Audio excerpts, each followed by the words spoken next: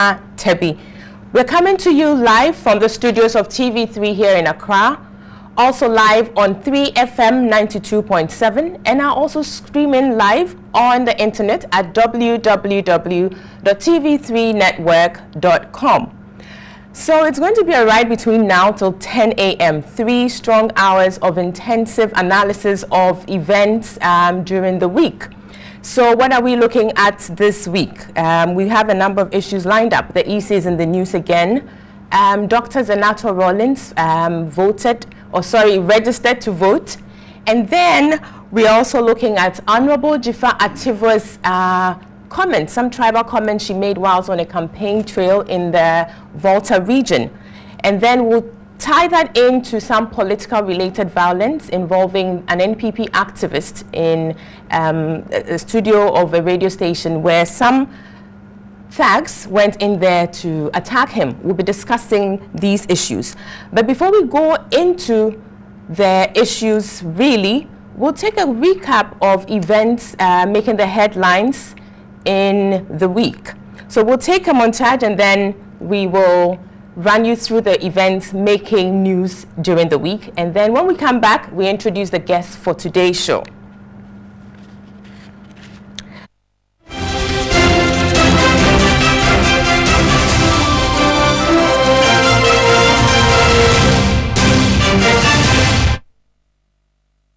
Dr. Zanato registered as a voter is what is trending this week, among other things. The embattled NDC parliamentary candidate for Klote Kwale, Dr. Zanato Rollins, on Thursday registered as a voter for the first time. She took advantage of the limited registration voters registration going on. Now, Dr. Zanato Rollins registered at the Nyaniba polling station in Ridge here in Accra. The incumbent member of parliament for Klote Kwale, Ni Ama Ashite, who was defeated by Dr. Rollins in the parliamentary primaries, has challenged her eligibility to contest on the ticket of the NDC. He has filed a suit praying the High Court to declare her election null and void, since she was not a registered voter at the time she contested the primaries. Now, what are the issues here and what becomes of the pending court suit? We'll be looking at these issues together with others. Jifa Ativo's tribal comments. What happened in the Volta region this week? We are told that former Transport Minister, Mrs. Jifa Ativo, whilst on a campaign trail in Ketu South in the Volta region, made some comments that have been tagged as tribal comments. We'll be looking at this issue. What does it mean for our politics? Does it have any significance in our politics? We'll be discussing that together with some other political violence issues concerning an NPP activist who was beaten up by some thugs who are alleged to belong to the NPP. Now, Ms. Ativo is quoted as saying, "It is your vote that will decide if Fifi Kwete and I will be prosecuted and put behind bars or not." Issues have come up as to what exactly she meant by this. Does she feel secured under an NDC government and not under a possible or a likely NPP government? These issues will be discussed here with our able panelists.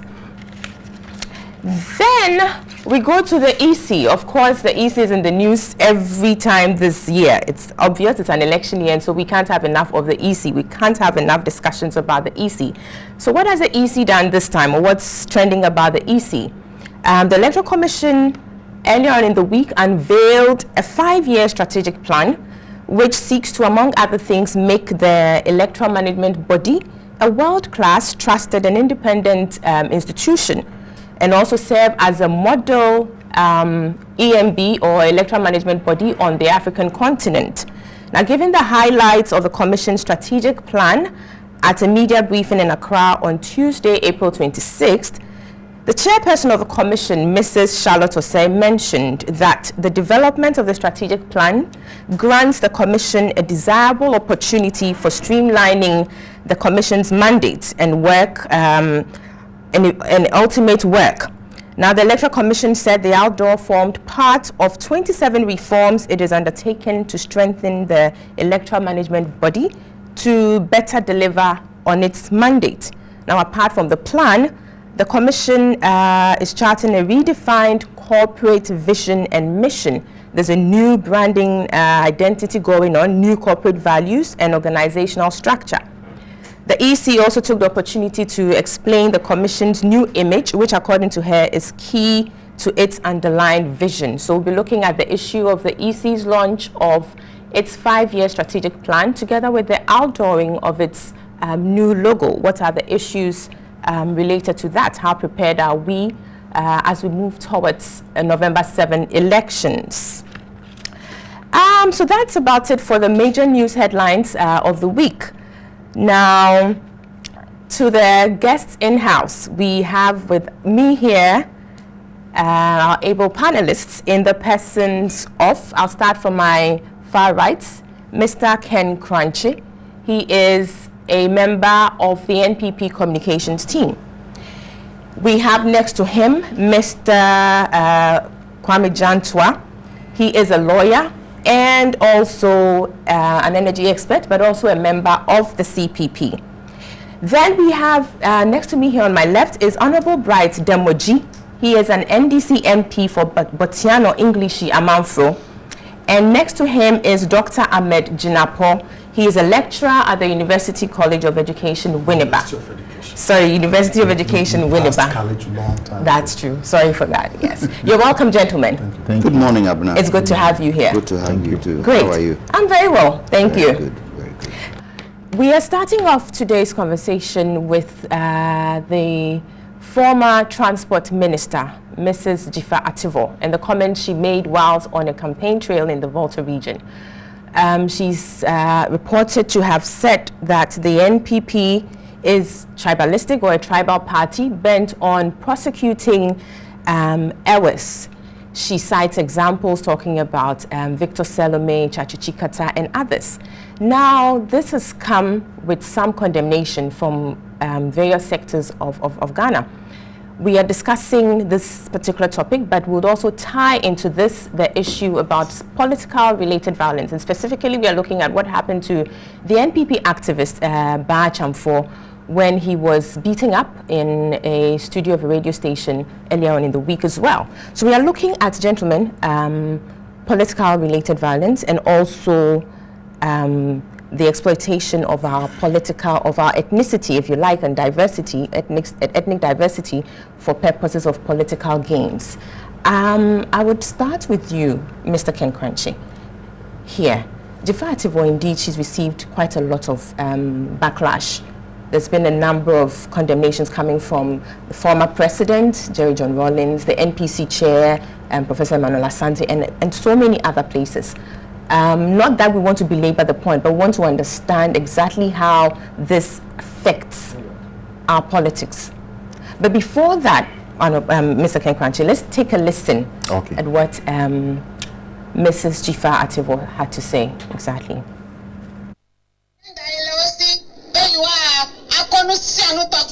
The agenda of the NPP is to give us acid and poison to eat. It will not happen.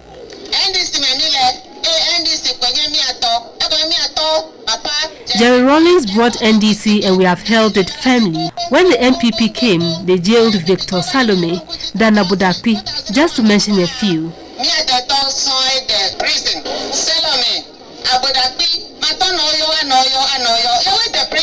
Does it mean no one else has committed any offense?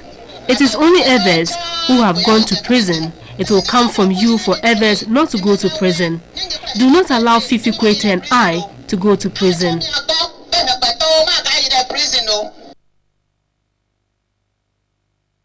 Well, there you have it. So trying to link the fact that NPP is witch hunting or will be witch hunting some members of the NDC or Ewes for that matter. Quite some unfortunate statements there if you ask me, but Mr. Ken Crunchy, I was asking the significance or the impact such language has on our politics. Well, a good morning to you. Good morning to my brothers on the panel and to my sister. Thank you for having me and having us. Whenever I have this type of opportunity, I need to speak about road safety. In fact, I believe all of us traveled here by vehicle, and we shall be going back to wherever we are going by vehicle. We have too much of a carnage on our roads. So many people are dying and getting hurt. We are destroying vast sums of property on our roads, and we need to call on people to be careful when they get out there onto the road. So once I'm on TV3, let me caution everybody to... Well, Mr. Kenkwachi, if you could do it briefly for us, and we go straight into the issues, to be careful when they get out there onto the roads. Jifa Ativo, you know, we are supposed to be rational human beings. What sets us apart from the animals is that human beings are rational, human beings think, human beings can communicate directly with each other. So you expect normally that when we are taking momentous decisions, it shall be the rational part of us that we used to take the decisions. Unfortunately, we are also animals. So there are times that we act on an instinctual level. You will react without really thinking before you react. When it comes to this political season, a lot of politicians tend to try to press the instinctual buttons, so that instead of looking at development, instead of looking at policy, that when we vote for the National Democratic Congress, this is what the National Democratic Congress represents. We shall bring you roads, we shall bring you hospitals, we shall bring you education, we shall ensure long life, we shall ensure infrastructure, roads, whatever. We don't do that. We go and say, oh, I'm an Ashanti. You are my sister, you are my brother, so vote for me. That is an instinctual thing. You are more comfortable with me than with the other side. So she comes and makes a deliberately false statement. Because if you go back and check, it was not only people from the Volta region who were prosecuted and jailed at that time. Mr. Sipayanke, is he from the Volta region? Okay, and there were others. So she went there and made a false statement to try to get political advantage. And it is something that we need to condemn as a society, because it does not, I want to believe in politics of policy, politics of programs, politics of ideology, politics of development, politics of corn, of bread. When you get people coming to you and say, oh, may I Santini, I'm an Ashanti, so please vote for me, don't vote for the other side. It is something that we need to condemn. I'm glad that a lot of people in leadership in this country have spoken up against their conduct. I would have wished that a political party does the same and discourage people from engaging the type of conduct that people want to engage in to get political advantage. It's not something that really we ought to encourage in our society. If you look at the picture, if you watch the video, in fact it's on my phone, look beyond the lady at the environment where she was speaking, and you don't need, you see the poverty, you see the huts made of palm fronts, you see the mud buildings, okay, you see the state of wear of the people she's talking to. These are not people who are doing very well economically. You go there and you just want to press their instinctual and emotional buttons, you get their vote, you come back to sit in Accra, and then you enjoy your language. It's a cruel way to behave. With regard to our brother in the new patrol. With Biochafo, we'll go on to that. So we'll just finish with a quick round of our thoughts on Ms. Ativo's comments. Mr. Jantwa, Mr. Crunchy here is saying that there's an element of an instinctive thing which happened or may have happened. Others too are of opinion that indeed the two major political parties, NPP and DC, are perhaps torn on certain ethnic lines, which for that reason perhaps people have that preconception that indeed this is what the situation is. So perhaps it's not really an instinctual thing, but perhaps something that was planned. Looking back at the history of Ghana, do we have... I was not saying the reaction was instinctual. I'm saying that she wants to provoke in the instinct of the Very well. Yes. Abna, good morning. Good morning again. Good morning to my fellow panelists. The mere mention of you saying that the two political parties, main political parties, seem to be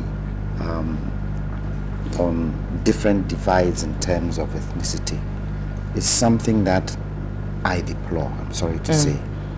Politics is not do or die. It is not a do or die thing. Politics is a question of ideas. Being able to convince people that the idea that I'm bringing to you to vote for me is good and it will help you. I don't think that Jifa Ativo, with the stature that she has, and that stature is being a minister of state. Being a minister of state in a country is not an easy thing. It's not anybody who can be a minister.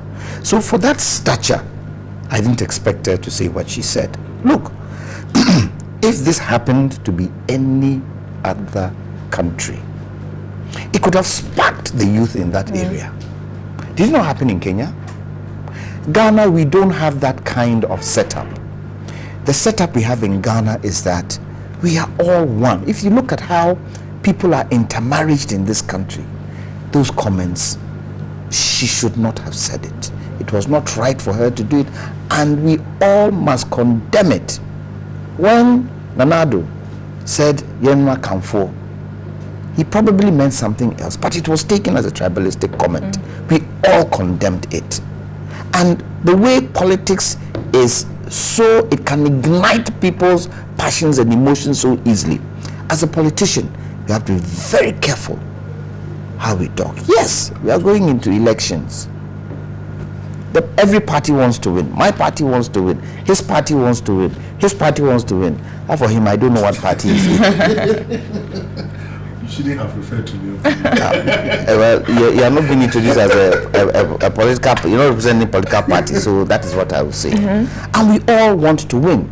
But we want to win based on ideology, based on the fact that we can do better than the other, not through these types of comments. And I was shocked when I heard it. Now, she brings in another minister, Fifi Kwete, as if he's part and parcel of her saying what she went out to say. And I didn't think it was fair of her to bring Fifi Kwete's name.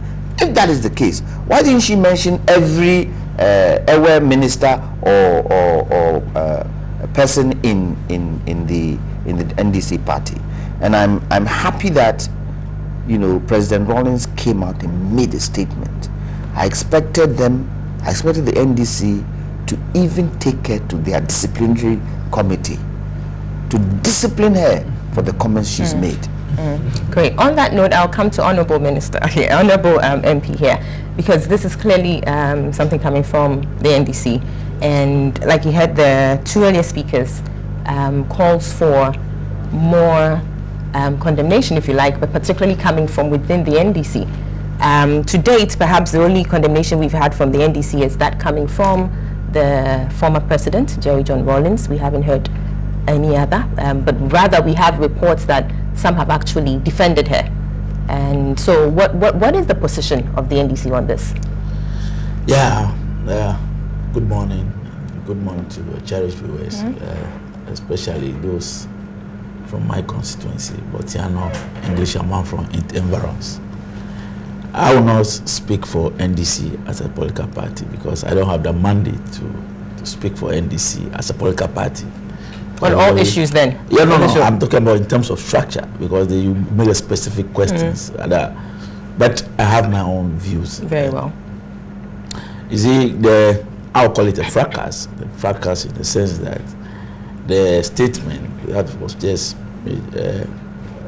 played to us is clear. You see, there are two different things. The difference between factual statement and perception. And we have to differentiate between perceptions and factual statements. It is a fact that it is not only airways that were tried, we call it political trials. There are trials and there are political trials. And we need to also differentiate between political trials and normal trials. It's a fact that they are not only airways or in the past or the political history of this country, it's not only a way that were tried during the past administration. Clear.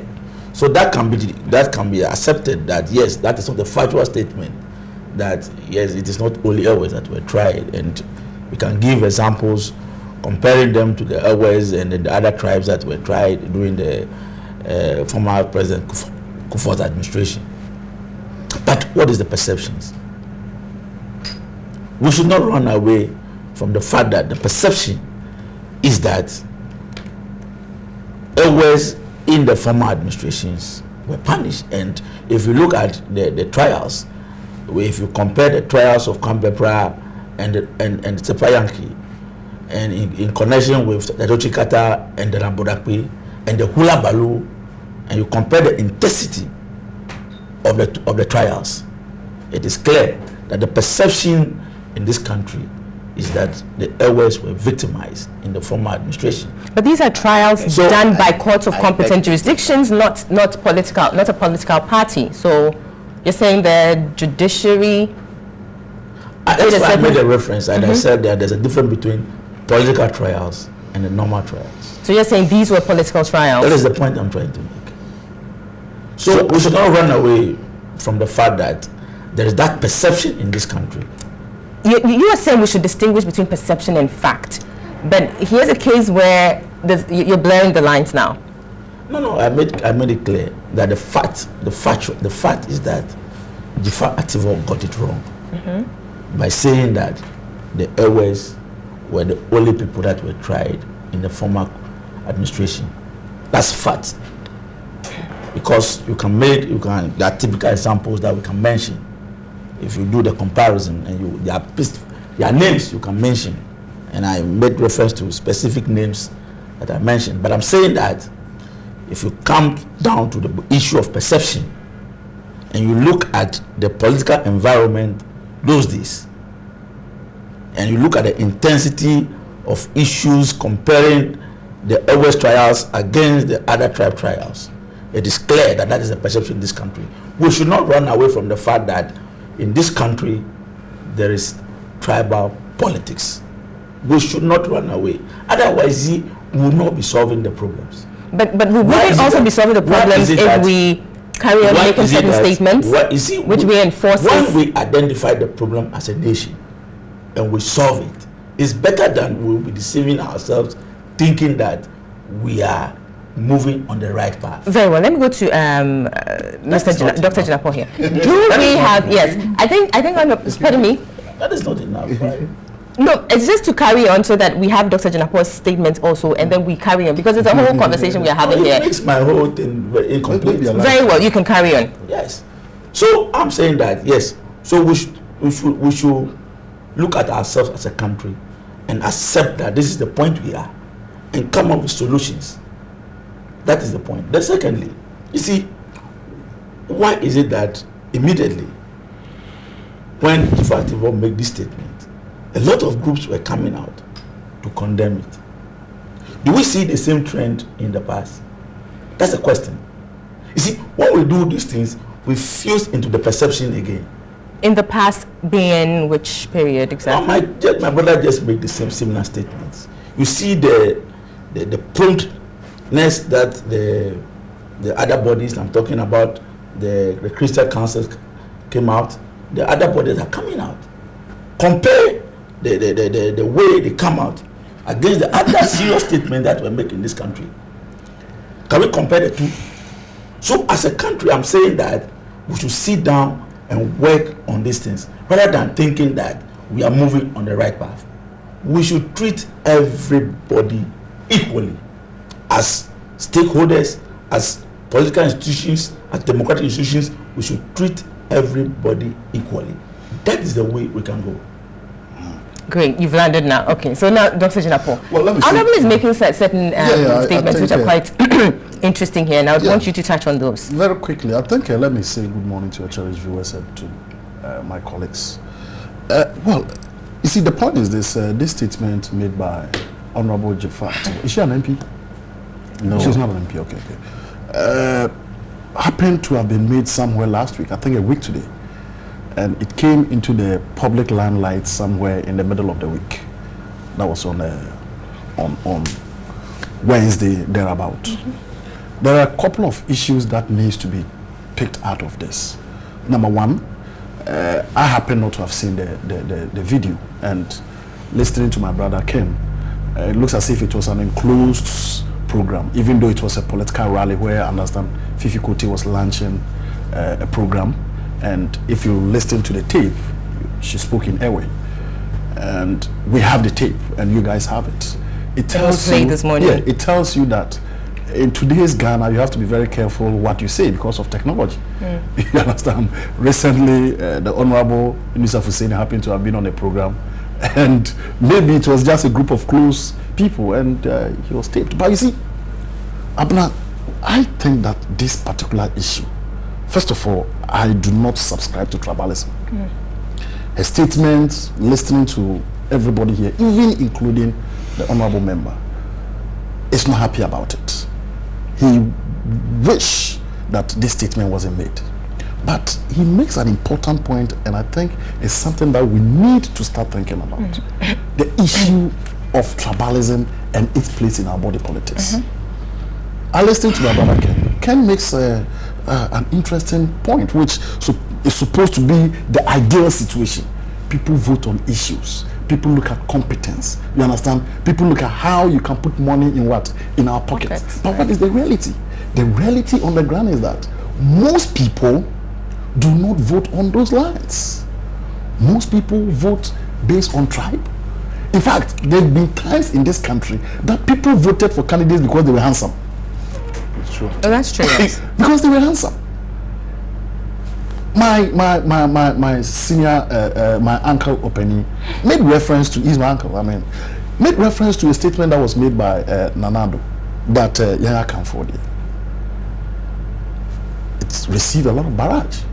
But if you remember, last election, 2012, the president in Tamale also made a statement to the effect that if NPP wants a Nordna, they should vote for what? Dr. Baumia?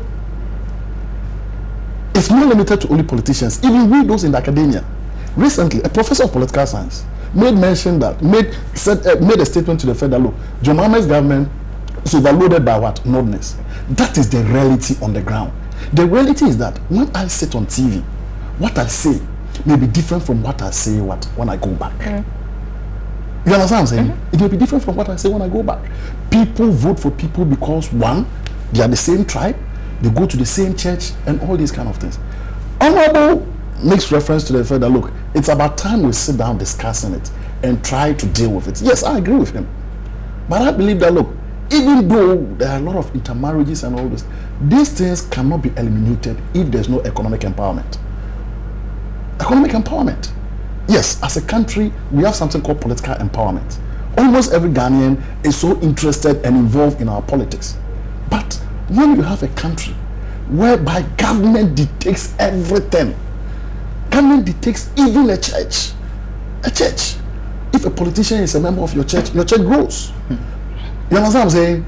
If a friend of mine is a politician, I'm respected in society. But when we have a situation whereby we have economic empowerment, as a teacher, I have something called what? Guaranteed retirement.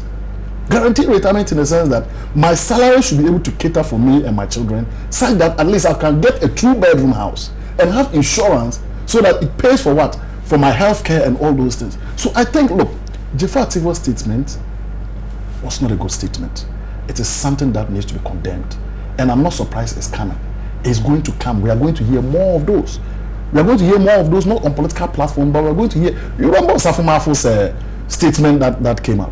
I mean, if I'm having a conversation with Openi Jantwa, just a conversation, simple conversation, I don't want to put it on the platform, and I see certain comments, then you record me and bring it out. I don't think you are being fair to me. No.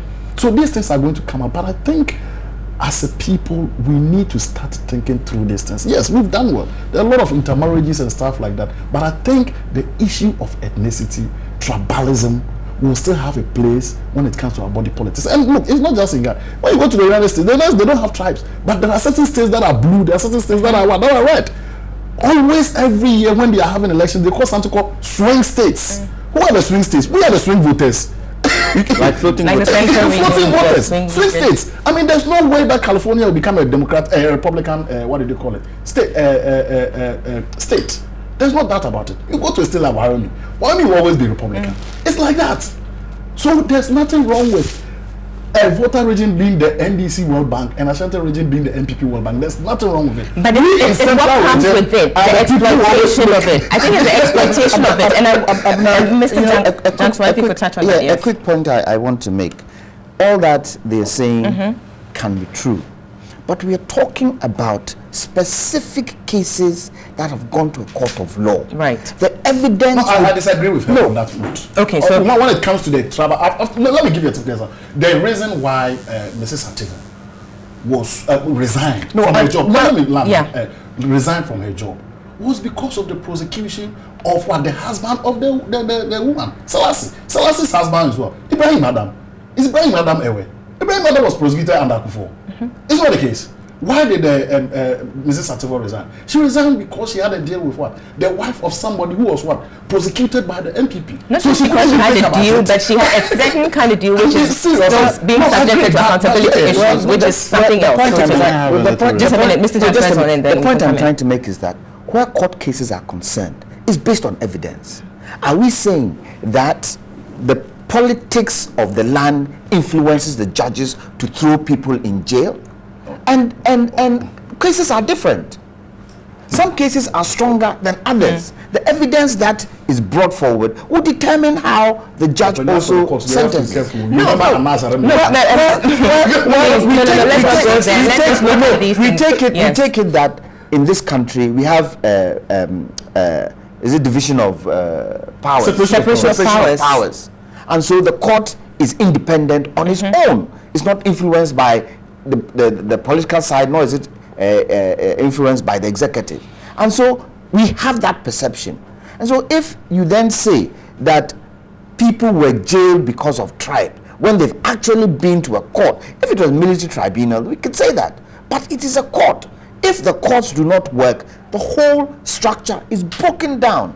And I take a difference to that particular issue. Yes, we have tribal politics everywhere in this world. It depends on how the people see it, and it depends on whether we want to deal with it or not. Right. But even if we deal with it, you cannot take it away. It will happen all the time. Yes, we should try and minimize it. Because, yes, and I do agree with what my brother is saying about economic empowerment. If the youth do not have work to do, and they want to cause mayhem, and they want something to stand on to cause mayhem, they use such comments to cause mayhem. Yeah, very well. It doesn't help anybody. Very well. Mr. Kenkrachi wanted to come in, and then we go on to the Bachamfor issue. I think because of the number of people who might be watching us this morning, we need to tone down on certain things. My brother, the member of parliament, if you say Ewes were victimized, is it a perception? So there's a perception. Like you're saying, people are watching. We don't want to reiterate certain things which didn't go down well. So I've never said that. Yes. When he lands, you can rebut. If you say there were, you say there were political trials. What is a political trial? What I know is that we have the High Court, we have the Court of Appeal, we have the Supreme Court, and everybody gets sent there, including the president of this country. So what is a political trial? Didn't you have counsel? Was there no prosecution? Was there not a judge? Were you not given a chance to cross-examine the evidence? So what is a political trial? We ought to encourage a system where we who manage the systems and give the contracts will be brought before the same arbitrary body like the man who stole a bunch of plantain. Because if we begin to differentiate that this is a big man, so go before the that would be unfair, which is in what the Constitution. So if you're asking for fairness, then if you manage the system and you believe that you have committed the wrong, you ought to be brought before the system that exists for everybody. So what is a political trial? Okay, but the issue as to these people were victims today, like my brother Jinapo was saying, there's a perception that a certain group of people have been given preferential treatment when it comes to appointments in the Mahama administration. Look, what we need to look at is competence. This thing came up for debate among ourselves in the New Patriotic Party. Some say they make an issue of it, some said no. What we need to look at is the competence of, if they are competent enough, they are also Ghanaians. Another group of people will come, they will decide to go for a different part of the, if they are competent, let them run. But to say that the rest of the country is being victimized because certain things are really, I don't think. I think really what we're getting from the discussion so far is that indeed there are certain realities which you mentioned, the perceptions. Of course, there are those differences, the tribal issues, they are all there. But the problem is when politicians begin to take advantage of the situation to exploit further, which is what is very bad and which is what should be condemned. But Honorable, when Mr. Crunchy was speaking, you wanted to come in. Yes, I've never said that there were victimization of airways. I was saying that if you look at the past administration, I was making reference to the trials, and I said that what Jifati said was factually wrong. And I made mention of the fact that the issue of perception is different from factual statements. And what I want to say is that, see, when we are, if you look at what Ken was saying, that if you look at the environment and you are comparing a group of people just by the environment where the program is happening, and you are concluding, because when you are doing political rallies, you cannot judge people political or economic well-being by just looking at the program and conclude. So I want to advise that when we are making those statements, we should be careful, because the father is a rally ground. You don't know, sometimes when we're organizing a rally, you meet a group of people coming from farm, you want them to sit down. You just want to sit down, you want them to communicate to them. So you can't conclude by just looking at appearance of people. Wealth is not. Well, yeah, I guess the substance of it. Yes, I guess the substance of it was to show, emphasize issues more. At some point in the show, we'll display the phone numbers. You can call in when the lines are activated, and your WhatsApps are invited or welcome. We'll be displaying the numbers accordingly on your screens as we go on. So before the break, we were looking at the first issue, which was Ms. Jifa Ativo's comments and issues that come up with such comments. We are tying that discussion into another incident, some political related violence, which occurred in a radio station in Kumasi, where an NPP activist was beaten up by thugs alleged to belong to the NPP. Now, on this matter, I'll start with Mr. Ken Crunchy here. What exactly happened with the Batch and matter? Well, first and foremost, let me say that the New Patriotic Party does not condone violence. We are totally opposed to the use of violence in the political milieu to settle any type of debate. We believe in what we are doing this morning, that we have the personnel to meet each and every individual, vote for vote, when it comes to the dissemination and the debate of ideas. The people who went there, I cannot sit here and say that they were NPP people or they were whatever people. There are 2 or 3 schools of thought out there. One is that they were NPP people. Another school of thought is that the whole thing was staged. Whatever the case may be, insofar as there were journalists involved, a journalist was assaulted, insofar as an attack was mounted on a radio studio, house, right? It is something that all of us should agree and condemn. If these people are NPP people, I will not sit here and say that they have any legitimate basis for taking the action that was taken. If they are other people, and I believe that to be the case, I would also condemn them for doing what they did. As for the things that Mr. Bachamfo has been saying, and he has been saying a lot of things, I will not sit on this medium and repeat them. A lot of things against the NPP, a lot of things against our flag bearer. I think it's unfortunate.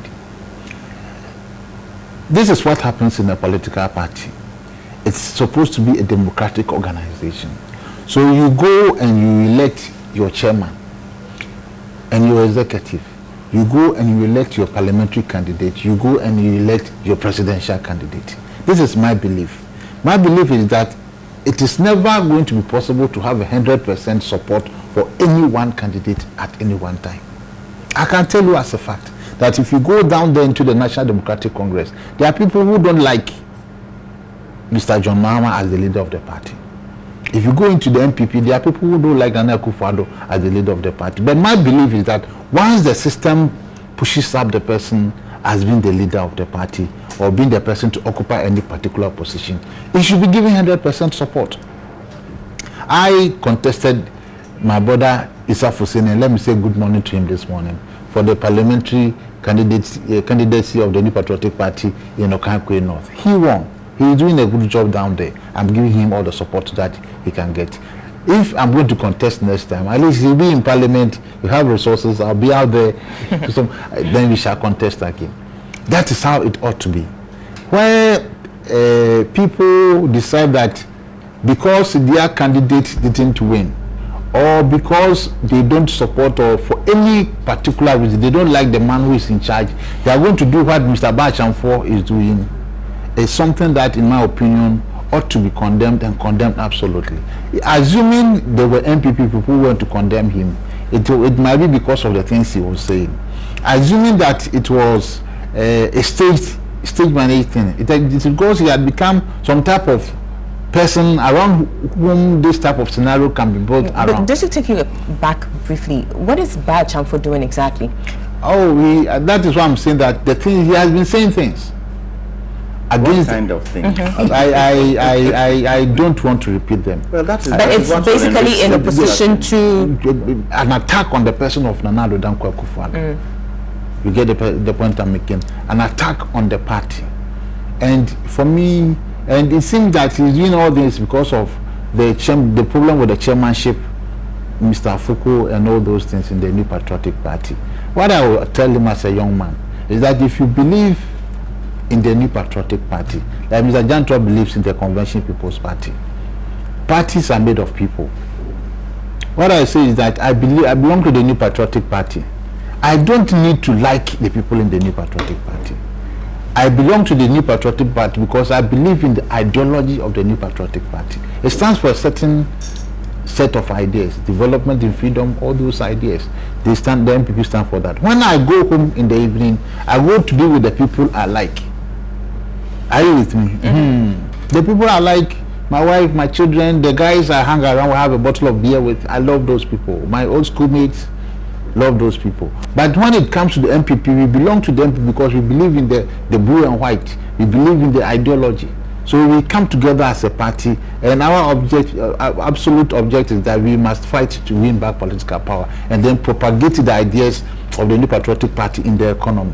So if he believes in the New Patriotic Party, and the party has selected, or the party has taken a decision, support the decision. Some of us may not be like him, disagree with the decision on Afoko, but it is the decision that was taken by the party leadership. Once you're a good party man, you follow the line. Right. I think that the attack should be condemned. I'm hoping nobody will justify that type of attack, but I also advise him, don't put yourself out there and create this type of image that would allow you to be attacked, or that to allow it becomes the type of person this type of scenario can be built around. It's not so he's in Mr. Jantua, this is a gentleman who belongs to a political party, and for some reason he has certain views about perhaps the leadership of the party. Doesn't he have the right to go about saying certain things? And for that matter, why should he have this sort of treatment meted out to him if he's consistently, like Mr. Kemkranchi is saying, being heard or reported to make certain statements about the flag bearer? I believe that if you belong to a political party, and the political party has strong leadership, and a member is not doing what they're supposed to do, or they're saying things that go against the party, I think the onus is on leadership to call the gentleman. That's the first point of call. And ask him, so, young man, what is it that is your beef with the flag bearer of the party? Let's try and solve it, because it's giving a perception that there is rancor within the MPP because of the things he says. But there is nobody can say that because of what he's saying there has to be mob violence. I think that is wrong. Everybody, we call ourselves, we're a free state, aren't we? We're a democratic state, aren't we?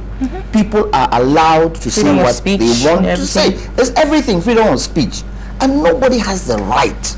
He can take these people to court for grievous bodily harm. Of course. Easily. Take them to court. The station can sue these people and even attach the MPP to it if they feel like doing that. And I don't think it's right. I think leadership, especially of political parties, should have a way of trying as much as possible to resolve issues. Yes, I'm not in the MPP. Afoko blame matter. It's not my business, but I come and sit here and I talk about it, don't I? Because there's freedom of speech. However, we should also be mindful and careful of the things we say. We've just been talking about Jifatibo, haven't we? If this gentleman is saying things that are injurious to the flag bearer and injurious to the political party, he has to be curtailed. He has to be curtailed because it is not right. And you see, we tend to forget that there are young ones coming up and they use people like us as role models, especially politicians as role models. And so if he has a beef, if there's a bee in his bonnet because of this leadership challenge where Afoko and the MPP are concerned, solve it. He can even go and sit with Afoko. Even Afoko can call him and say, Krachi, I'm still a member of the MPP. I know that some of the things that have been done, you might not agree, I might not agree, but you have no right to go and sit on the media and see some of the things you said. If he said it once, if he said it twice, okay, maybe acceptable. But if it's a continuous thing, the way we are attached to politics in this country is the same way we are attached to our cars in this country. Some people are even attached to their cars more than their wives. And so it's a very emotive thing when you talk about that is true. It's true. It depends. I know. There are some husbands in this country. They would rather sit in their car and go whilst their wives take trot to market. Well, yeah. That's not a good Anyways, so the point I'm trying to make is that the way we are so look, when you go to the UK, when you go to America, you go to these other countries, when election time is coming up, do you see some of the rancor that you tend to see in our parts of the world? It looks as if politics is the be-all and end-all of life, but it isn't. And it's only for a 4-year stint. Come 4 years. If you feel you don't want the party, you use this to vote them out. All these comments and all these things that make political parties look as if they are monsters comes from within. When I say within, comes from members of that party. What they say now go out and people now create perceptions of it. And it doesn't help our politics in any way. Great. Honorable, your take on this issue? Yes. If I can, I just read this heading that I'm saying that because I'm surprised my brother Ken is saying that there's no issue of political party involved. There's the direct political party issues here. Currently, if you are not aware, the Ashanti Regional Communication Officer has been tried. For what? Of MPP? Yes, of conspiracy. In this matter? In this matter. He's been tried or has been charged. Okay, whatever. Has been so charged. There's some there's court action. So there's a political party completely attached to what happens at Fox FM. But it's yet to be proven. Being a member of the print park and then being a journalist, the level which I expect Ken to come out boldly and condemn this, I didn't get that from him. That's my personal concern. He did, at least he did on the platform. Yeah, he did, yes. But the level I expect him to. Sometimes he expected him to go and say when you are listening, you tend to you pick what you want to hear. Yes, very well. So the point I'm making, you see, political parties, and because of the media plurality, administration of media houses with regard to who represent political parties in this country is becoming a problem. And I heard the acting general secretary of the MPP and then the current national organizer of the MPP saying that they have not asked him to represent them, and for that matter what he's doing there is not their concern. And but when I get that statement from the national organizer, I find it very difficult because you see, in management of political parties, there are a lot of things that are involved, and we have to manage members of our various political parties. Otherwise, we'll get these kind of things happening on a daily basis. I'm saying that because I'm not here because of NDC. But if they say Batch and 4 is not, they haven't mandated him to speak on their behalf. Yes. What is wrong with that? You see, but there are a lot of people. The level of the media plurality that we have in this country is even difficult for every political party to send a representation to the various political platforms. So if the person goes and performs very well, and that one you take him as your member, and when he goes and performs poorly, you say that the fact that he's not performing very well, he's not a member. That's what I'm talking about. But you see, in all this, but you see, before we started, you basically made the disclaimer here, or issued a disclaimer here, that you're not speaking particularly on the Jafar Tivo matter. You're not speaking on behalf of the NDC. No, it's because there are those nuances. It's because of you make a reference that I should state the NDC position on the matter. That's why I make that reference. You do get a point? Now that's all about corporate body. If you're going to speak for a corporate body, then you must have that mandate.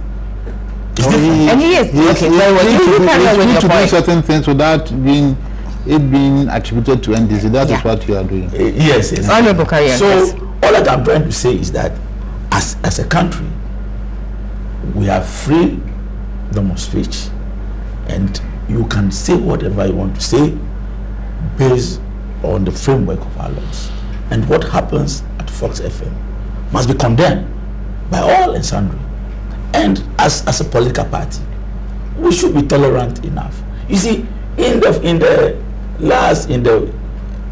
our late president administration, when this Fonka game issue came out, there were a lot of young guys in the Fonka setup who were making all kind of.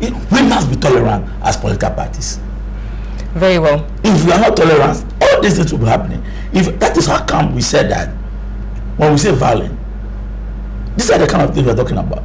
That if you cannot tolerate each other, listen to each other, and make your point, because I think that the station is even in the stronghold of the MPP, and they have the mandate to represent and counter and debate the young man and prove him wrong. That's all.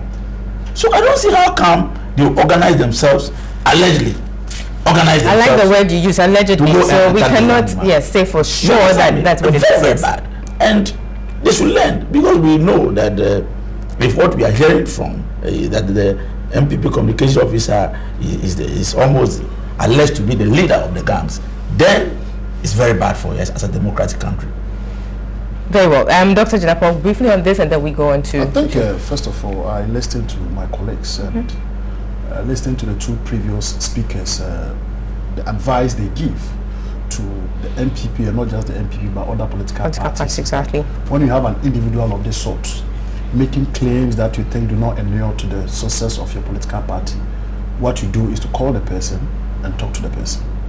I think it's a good call, but I find it quite interesting how that can be done when you have a political party like the MPP with a following of about 5 million people. 5 million people. Yes. And of the 5 million people, each and every one is a stakeholder. The success of the MPP, more or less, is dependent on the contribution of the individual. So if I happen to be an MPP person and I happen to get a platform to speak, not speaking on behalf of the party, should my statements be checked? And if I'm not speaking, what should I be called? I don't think it's possible. But this is what I think needs to be taken out of this issue. I don't know Bachanfo. I don't know him. He could have been Ken Crunchy. He could have been anybody. Could have been anybody. This gentleman goes on a radio station, speaks his mind, and some people think that what he was saying was not right. In fact, there are two aspects of this issue. The MPP is denying involvement and absolutely postulated that, look, this could have been a conspiracy where the NDC would have worked with Bachanfo to do this, just to tarnish the image of what. Have they mentioned the NDC? Yeah. I mean, Sometimes specifically mentioned that. But when I listen to the narrative of the NPP, including my brother Ken, it looks as if you guys have not been happy with the comments of the guy. which it defeats. Yes, it lends credence that theory. However, the case it doesn't defeat. It doesn't necessarily. But it puts all the cards on the table. That is it. But you see, the case is in court. It is under investigation. It's a criminal issue. These are the lessons that I think we should take from, because they are going to happen. Look, this election year. Exactly. And this is a time that heated. Yes. Number one, how did this macho man get access into the radio station? If If you remember, there was a point in time in Accra, I don't know the radio station, but Obinim went to a certain FM, I believe. Hot FM. Went on a radio station because people were saying things that he wasn't happy about. He bounced into the radio station, beat up the host. It can happen here. So, I mean, FM stations and TV stations and all these stations will have to start taking their security seriously. I think that's a very good point. Yes, security seriously. Number two, it tells us about our level of tolerance and discipline. Tolerance and discipline. I'll give you a typical example. In the US, you know, the Republicans, the front runner is Donald Trump. At a point in time, we had people within the Republican Party, especially young men, who were organizing demonstrations, like in the face off with the security staff and all these things. But the way it was managed, today, that kind of suspicion by the youth seems to be dwindling. Donald Trump's approval rating, even among the Republicans, is growing. So I think at the end of the day, as a people, especially the youth, we need to be tolerant. Today, as we speak, it's in the news that a certain guy happened to have been an NDC monitor during the electoral registration, and he happened to be attacked by a group of people who are supposedly MPP in the case. I think we cannot tolerate that. And this goes to both MPP and NDC. And other political parties. Yes. In 2016, people are going to step on people's foot. People are going to say things that people are not going to be happy about. It will happen whether you like it or not. But the way you deal with it. So I want to see the police, being serious about this issue. The culprits need to be brought to book. They need to be charged to serve as a deterrent to other people, because this cannot be allowed to happen. You understand what I'm saying? We've had so many times that journalists have been beaten. You remember that Samojan issue? Then what happened? The case is dropped. I don't think this should be encouraged, because immediately you start doing that, then you are calling for more trouble, because it can happen to you. Exactly. It can happen to Ken. It can happen to Honorable. So I think something needs to be done. It's not about Bachanfo. I don't know him. He's just one example that has brought this issue to the fore, it's worthy of discussion. And those are very good points you've raised there. The security of media persons and all, and then the media houses and all, very important. We'll be taking a quick round of some messages coming in so far. Somebody says, good morning, Abna. Since 2004, I have been voting for NDC, but this time around, I'm for change because the economy has hit me hard. And this is from Anaba in Bolgatanga. Somebody said, please, would you ask the leadership of the various association of teachers for me that they are doing what they're doing about the arrears owed us by the government? Okay, so this is coming from an aggrieved teacher who is waiting for his or her arrears. Someone says, please, Abna, this comment from the former Minister of Transport, Madame Jifativo, for me simply means she has finally endorsed her cause of financial loss to the state. Let me make it clear to her that if she thinks the NDC is going to win this election so that she and her colleagues will go scot-free, they are deceiving themselves. Well, why does the NDC like tribal politics? They must stop. This is from Nana Poku in Ashtown, Kumasi. Somebody says, the panelists, the truth is always stranger than fiction. Honorable Jifa was right, talking about Busi and Kufo victimized the Voltaireans by either throwing them into prison or sending them on indefinite leave. Have you ever seen Nanado attending their burial funeral in the Volta region before? This is somebody asking about that. Well, yeah, so clearly this person should be updated. It says, Lambert from Ashanti region says, Director of Operation Youth of Mahama Ashanti, though I condemn the statement made by Jifa Ativo, let's stop behaving hypocritically in this country. I am in the Ashanti region, and these types of comments are made over and over again against other tribes. Let's speak the truth in this country. Another one is saying there's more to what Jifa said. It will be a big disappointment if people of the Volta region, for people of the Volta region to believe Jifa and fall in love to cast their vote for the NDC from Fred Light Dawina. In other words, the voters should be discerning. There's more, Fred Light from Dawina says, if the NDC and Mahama feel they have done so well for the good people of Ghana, then they should stop making noise about their empty achievements as a way of propaganda. There's no blessing in the hand that does something for people and would want to be pronouncing it. 3 facts that is sending out the NDC. Not in politics, eh? Well, we'll see about that. That is in Christendom. There's another message here. Hello, panel members. The first comment was distasteful and unacceptable. However, Honorable Ken Japan said he sleeps and thinks of money and fights same week. Has anybody heard it? Well, this is something that's coming up. Mr. Crunchy, have you heard anything like this? So Kennedy does what? He's making reference to something Kennedy Japan said, that he sleeps and thinks of money and fights same week. I don't know what this really is saying. Mr. Jinapo's submission is more of a justification of Ms. Ativo's utterance than a condemnation, which is the ideal thing, even if it is not within the political arena alone, but it is bad and must be condemned. This is Patrick from Kandiga. It's not Jifa who will tell us that NPP is all about prosecutions of errors. Look at what they are doing to their own members in Kumasi. Means when they come to power, they will stop using acid and start using guns on people. Now, this is going back to the Afoko issue. In fact, NPP should be the last people to talk about tribal politics. What haven't we heard from Eslo, Wusu, Yawasafuma, etc.?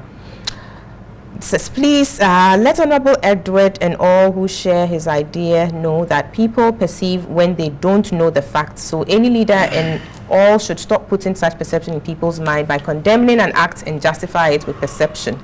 Anyways, we'll end it here for now. We'll go back to the substantive matters, and then we'll take some more comments coming in. But thanks so much for your comments coming in. At some point, we'll open the phone lines, and then we can have an interaction with you over the phone.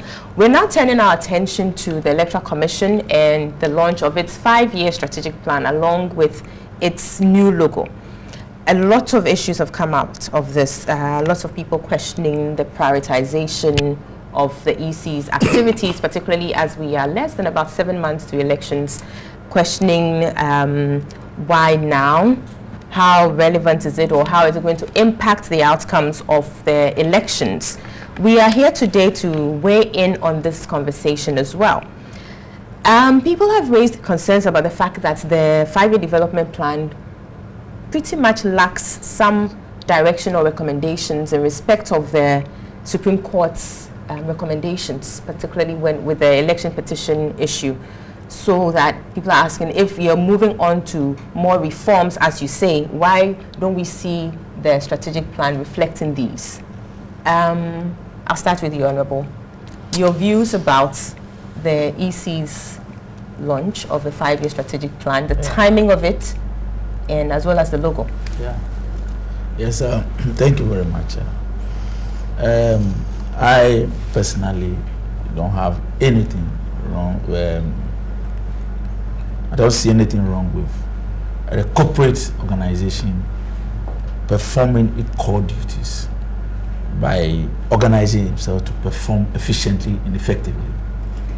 One of the basic way of ensuring that you move or you have a strategy is to prepare a corporate strategic plan, which the EC has just done very well, because that is going to let them have a plan as to what they want to do moving into the future. Because you see, almost all the time we said that we are reforming our electoral system. Anytime that we reform our electoral system, we don't look at the structure that will support that transformation of the electoral system. So we say it, and there must be a document to support the transformation of the electoral system, and that should be a strategic direction of the Electoral Commission. So as stakeholders, we need to look at that document and see what are the plus and the minus, and contribute towards the document. I think that's what we should be looking at. But you see, we have diverted all the attention to the issue of logo. And I personally have a problem, because you see, when you go to an interview, they will ask you whether you are multitasking, whether you are, and everybody, all the interview panelists, they will say, yes, I'm multitasking, I can perform so many functions at the same time. This is what a typical Ghanaian young man who is looking for a job will tell you, that I'm multitasking. And there are people in the Electoral Commission performing different jobs. There are public relations department in the Electoral Commission, different people at the different desks performing different functions. And it's not the chairperson of the Electoral Commission who is going to specifically work on a strategic plan. But it's not the one who is going to design the logo. It's not the one. But it's the corporate Electoral Commission So there are people who will be given that task to organize that particular activity. The question we have to ask is whether in the performance of multi-task, I'm talking about trying to redirect and find a strategic direction of the Electoral Commission by giving them a new identity, is hindering the performance of other functions. That's a question that we can ask and look at it and see whether, whilst we are trying to look at the strategic plan and rebrand the organization, is affecting the core duty of ensuring that we have transparent, effective, and free and fair election. That's an issue that we can debate. So for me, we, as any corporate organization, need a strategic plan so that if you pick and our elections generally are funded by donors, and one of the major requirements that any donor asks you is to look at the direction you want to go and pinpoint the issues to raise in their directions and say that, okay, this area we can support, in this area we can support. That's what donors, and in this country we know that our electoral systems is basically supported by donors. So as a corporate entity, they need to have that particular document so that in their reorganization, the organization, even in terms of staff training, they can be able to channel resources effectively. And one of the, if you look at the document, I look at this even with the ways that they want to even resource and look at funding. There are clear timelines in the document. And precisely, if you watch the document, for me, it is a good thing for EC to have a strategic plan. That is my position. And trying to redirect and for people to have a different view of the Electoral Commission and have confidence in the Electoral Commission. Because if you listen to the woman carefully, he was trying to even define the color, the implications. That's for the logo. Color. So, but the development plan you're talking about, yes, it's important for a company, an organization to have a development plan. You're talking about the fact that the EC's budget is funded by donors to some extent. But would this development plan feature the elections 2016? Because I know that the EC's budget has been submitted to Parliament. It's a very good question. You see, when you are presenting a strategic plan, it doesn't mean that what you are doing will not be part of it. What you are doing now will be part of it. You understand me? It's not like it's starting from some end. No, but it's time bound. The document will let you know. It's time bound. There's a period of time you're looking at. In strategic planning preparation, the state of the organization is in there. And that's the first part of the document, the state. Of course, you do your situational analysis. Yes, so it's there. And where you want to go within the period, even from now up to the election, it will be in there. Then after the elections, the other things will follow. So it would even give us a clear picture that from now up to the time of the elections, this is the way Electoral Commission want to go. Very well. For me, I don't have anything against a corporate entity trying to design the strategic plan, but my concern is that that should not affect the core mandate of Electoral Commission. What is what people are concerned about, and that's where I want to efficient, move fair, on. transparent election. So, Mr. Jantua, an organization definitely would need some strategic plan to guide its future activities and its survival ultimately, really. But we're looking at the EC, and we're looking at an EC that is faced with some challenges. To mention a few, you're looking at a voters register which has uncertainties around it and still struggling to see how best to clean this register up. We are less than 7 months away from an election. People are asking, is this the time we need to rebrand? Couldn't we wait, focus on the imminent elections, and then thereafter we rebrand? Perhaps given the results you're going to even achieve, you could actually build on that success with the next phase of reforms. The rebranding, is it not part and parcel of heading into the elections? For the EC, probably they see it as an important step to do, so that that independence that they say they have, they can exhibit it. If you permit me. Is that to say that the EC hasn't exhibited its independence? Well, since it was established? Well, there's a perception, isn't there? And I have said on this platform before that the election of the EC chair should not be a political thing. It should not be done by the president. It's not election, selection. Well, selection. Appointment. Okay, selection, appointment. Should not be done by the president, because it gives a perception of some political machination in there. And for me, I don't think that should happen. I think we should look at that in how we get our EC chair, not only the EC chair, even the IGP. All these strategic institutions that need to tear themselves away with that perception of politics, all the leaders should be done through the Public Services Commission. I think it is something we should look at.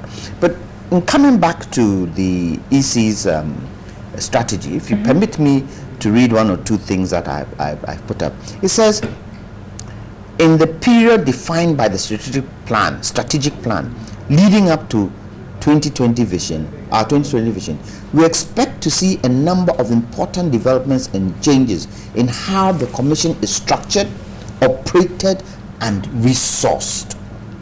It goes on to say that it is envisioned that this strategy will act as our guide to the achievement of our objectives and will become a living, breathing document that the Commission will use on a continual basis to ensure we are on track to achieve our goals. So, the question you asked, Honorable, for me, it starts from the day this thing was launched, heading into the election.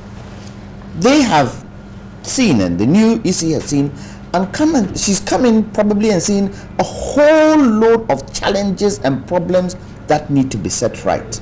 And she feels this is the right time, with everybody's attention on elections, with everybody's attention on voting, with everybody's attention on how the Electoral Commission is going to handle the elections. She feels it's the right time. But there is one strategic... There's one thing about the EC chair's feeling, and there's another thing about what is appropriate or what's prudent. It's the team. It's not only her feeling. They have a team, and I'm sure the team meets and they come up with decisions. But one of the main things that we need to take into consideration is funding. Bringing up the strategic plan, logos, doing all these things, there's a degree of funding. If they don't have the funding to have been able to have done it earlier, and they have the funding now, they feel that it has to be done now. And look, we're all talking about it. By the time elections come, everybody will know what the Electoral Commission's logo is. Everybody will have an idea of the strategic plan. So, if it so happens that come election day, certain things in the strategic plan that apply to the elections hasn't been done, we can hold them responsible. Wouldn't that be too late? Why? Because we go to the credibility of the outcome of the elections. Too late for what? When you say too late, I don't understand. Too late because they launched the strategic plan now. It should have been left and launched it after elections. I don't think the Electoral Commission are abrogating their mandate, because within the term of launching this strategic plan and the logo, they are doing limited registration, aren't they? They are doing limited registration, which has its own share of challenges. Yes, but they're trying to tell us that they're in control. They are saying that they want to have an election that hasn't been had in this country before. Clear, fair, transparent. That's what they are telling us. And we will judge them on election day. Right now, for me, I see this limited voters registration as a prelude to some of the things that can happen during the elections. I see it as that, with some of the machines not working, the late start of registration. But we should also be mindful that it is for a specific group of people, those turning 18 and those who haven't been registered before. So if you are already registered and your voting card is missing, that is not the place to go. You need to go to the Electoral Commission and tell them that I can't find my voting card. But I think for me, one of the major things is the linkages between the birth and death registration, DVLA, and those kinds of institutions, so that when I bring my ID card and the national ID card that has been abrogated, if we were able to get these three institutions together just by a tap of a button, the EC would be able to tell whether the card you are bringing is legitimate or not. I hope that would be part of this. I think that is one of the areas. Yes, I hope that is one of the areas they'll be looking at. And government should put money ahead over the week that they're looking at the birth and death registry to make sure that they can bring it up to speed. But they should also look at the ID card, why they've abandoned it, the amounts of money we spend for that ID card, and now it's sitting on the shelves. Both NDC and MPP have come. MPP have come and gone. NDC and Power, they are not doing anything about it. But that card would help us in terms of our elections. Very well. Dr. Jinapo, EC 5-year development or strategic plan and the launch of the new logo. I would want you to perhaps look more into the 5-year strategic plan, its impact on the imminent elections. Because I hear about a vision of 2020, which is more of something the plan is seeking to achieve. I must concede that it's unfortunate I haven't had the opportunity of looking at the strategic plan. And you agree with me that, in fact, the issue of the strategic plan has not even been given that much attention within the media limelight because of the emphasis on the logo. But that said, it's important to state that, look, most of the criticism surrounding this whole logo and strategic plan has been hinged on the fact that, look, the timing is wrong. And I think people need to understand the concept of a strategic plan. A strategic plan is more or less a document, a policy of intent, stating that within this period, this is what I hope to achieve.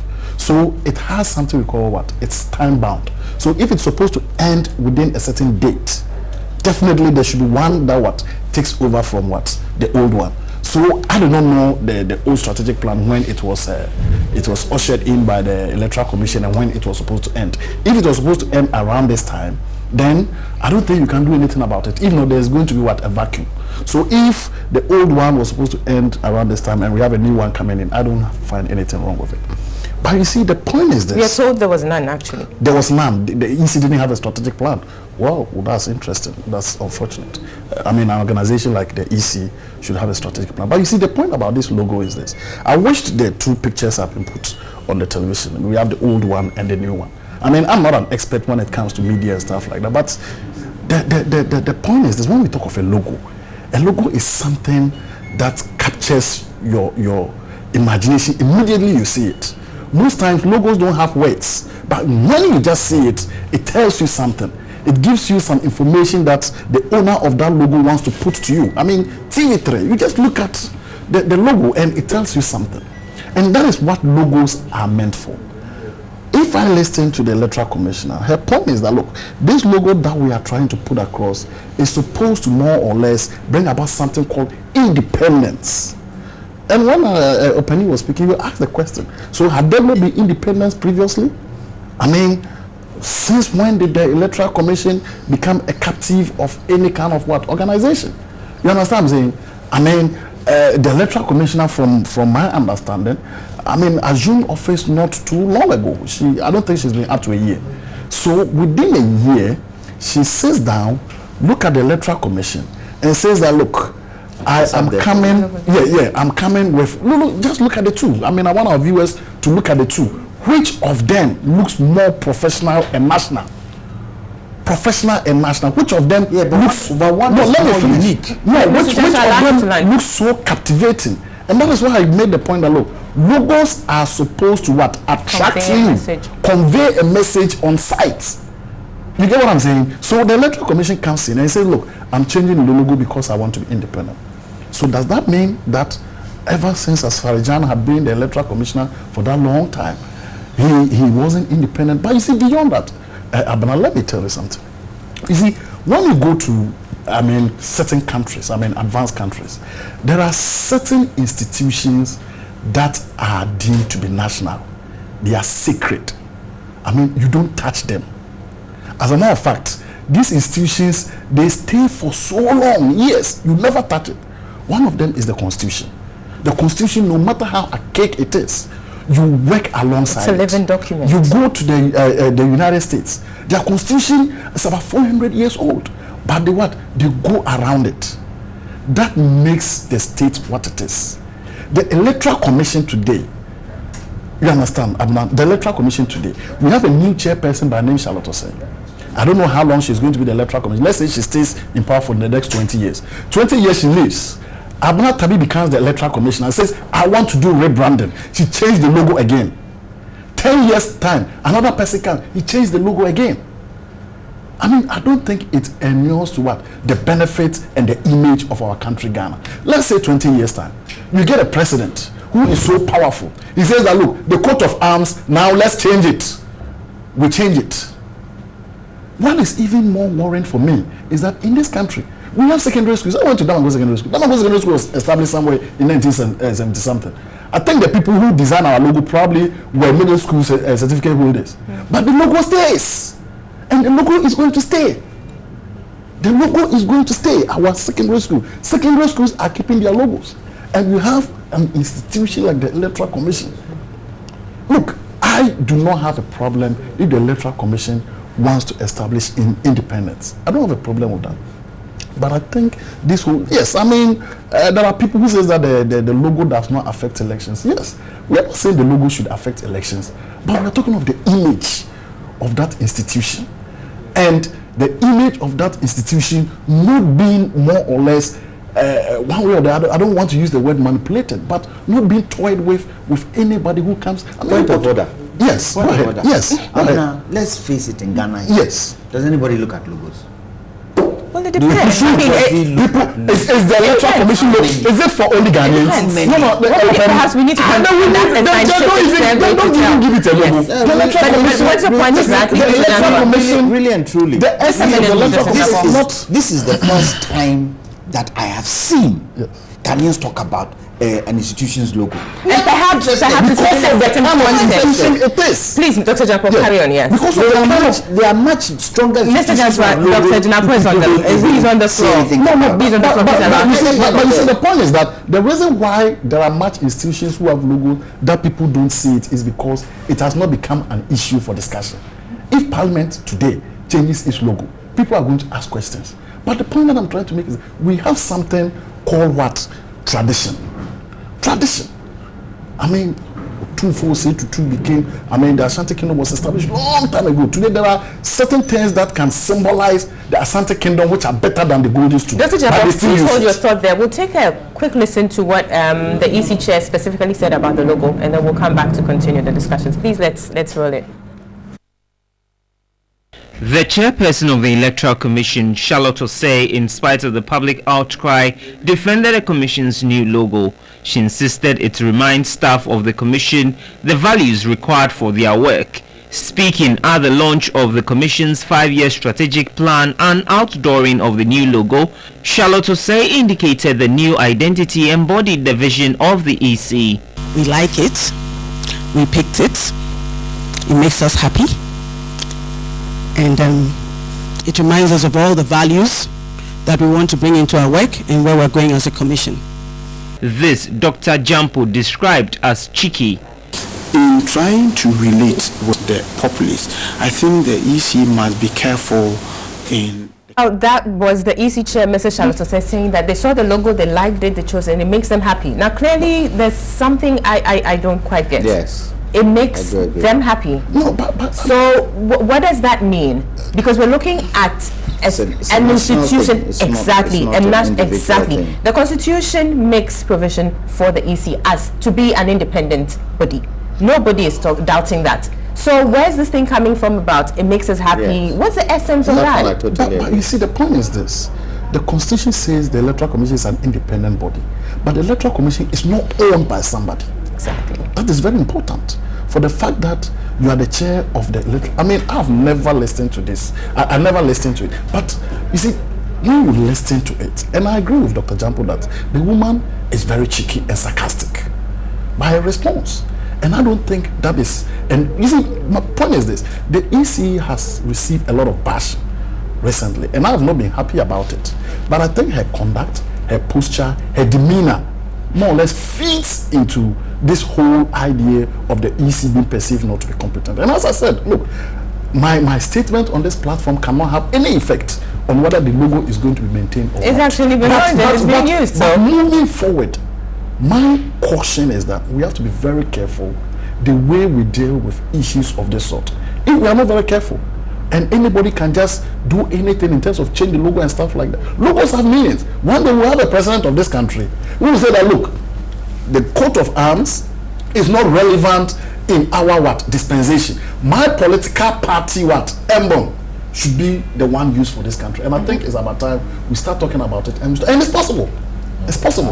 Yes, true. And we're going to Mr. Patrick. It's possible. Well, let's not even go into the realm of speculations yet. Let's deal with the fact that we have a one-party state some time ago. Very well, Dr. Janapo, that's fine. We'll be going to Mr. Kenkranche. Now, within the context, clearly, Dr. Janapo raised issues about the timing, which is what lots of people are talking about, that the timing is not the best. The timing is not the best. And clearly, the EC loves this logo and so picked it. What is your take on this as we move into elections November 7th? Well, I had taken some notes, but it seems the logo is on there, but let me go by my notes. First and foremost, the issue to do with the appointment of the heads of bodies like the Electoral Commission. I think Mr. Jantua made a very important point with regard to that. Because what I'm seeing is that this lady, since her appointment, has not been a credit to the appointing authority. There has been too many controversies. There has been controversies about the things she says, about how she conducts herself, about the tape you just played. Basically, I really wonder about the kind of background check that was done by the president and the national security and everybody who had a hand in the appointment of this lady. Because I'm sure if they had done enough detailed work, because if it was about appointing a lady, we have a lot of serious women, qualified women, a lot of people who can do this work. And if you look at Afarijan, it's not somebody personally I like a lot. It's not somebody, but he brought a certain authority when he speaks. You can see that he has given some thought, some consideration to the position he occupies. That's where I have a problem. But that was maybe to be fair, Afarijan was there for a long time. Maybe she's now starting out, taking baby steps.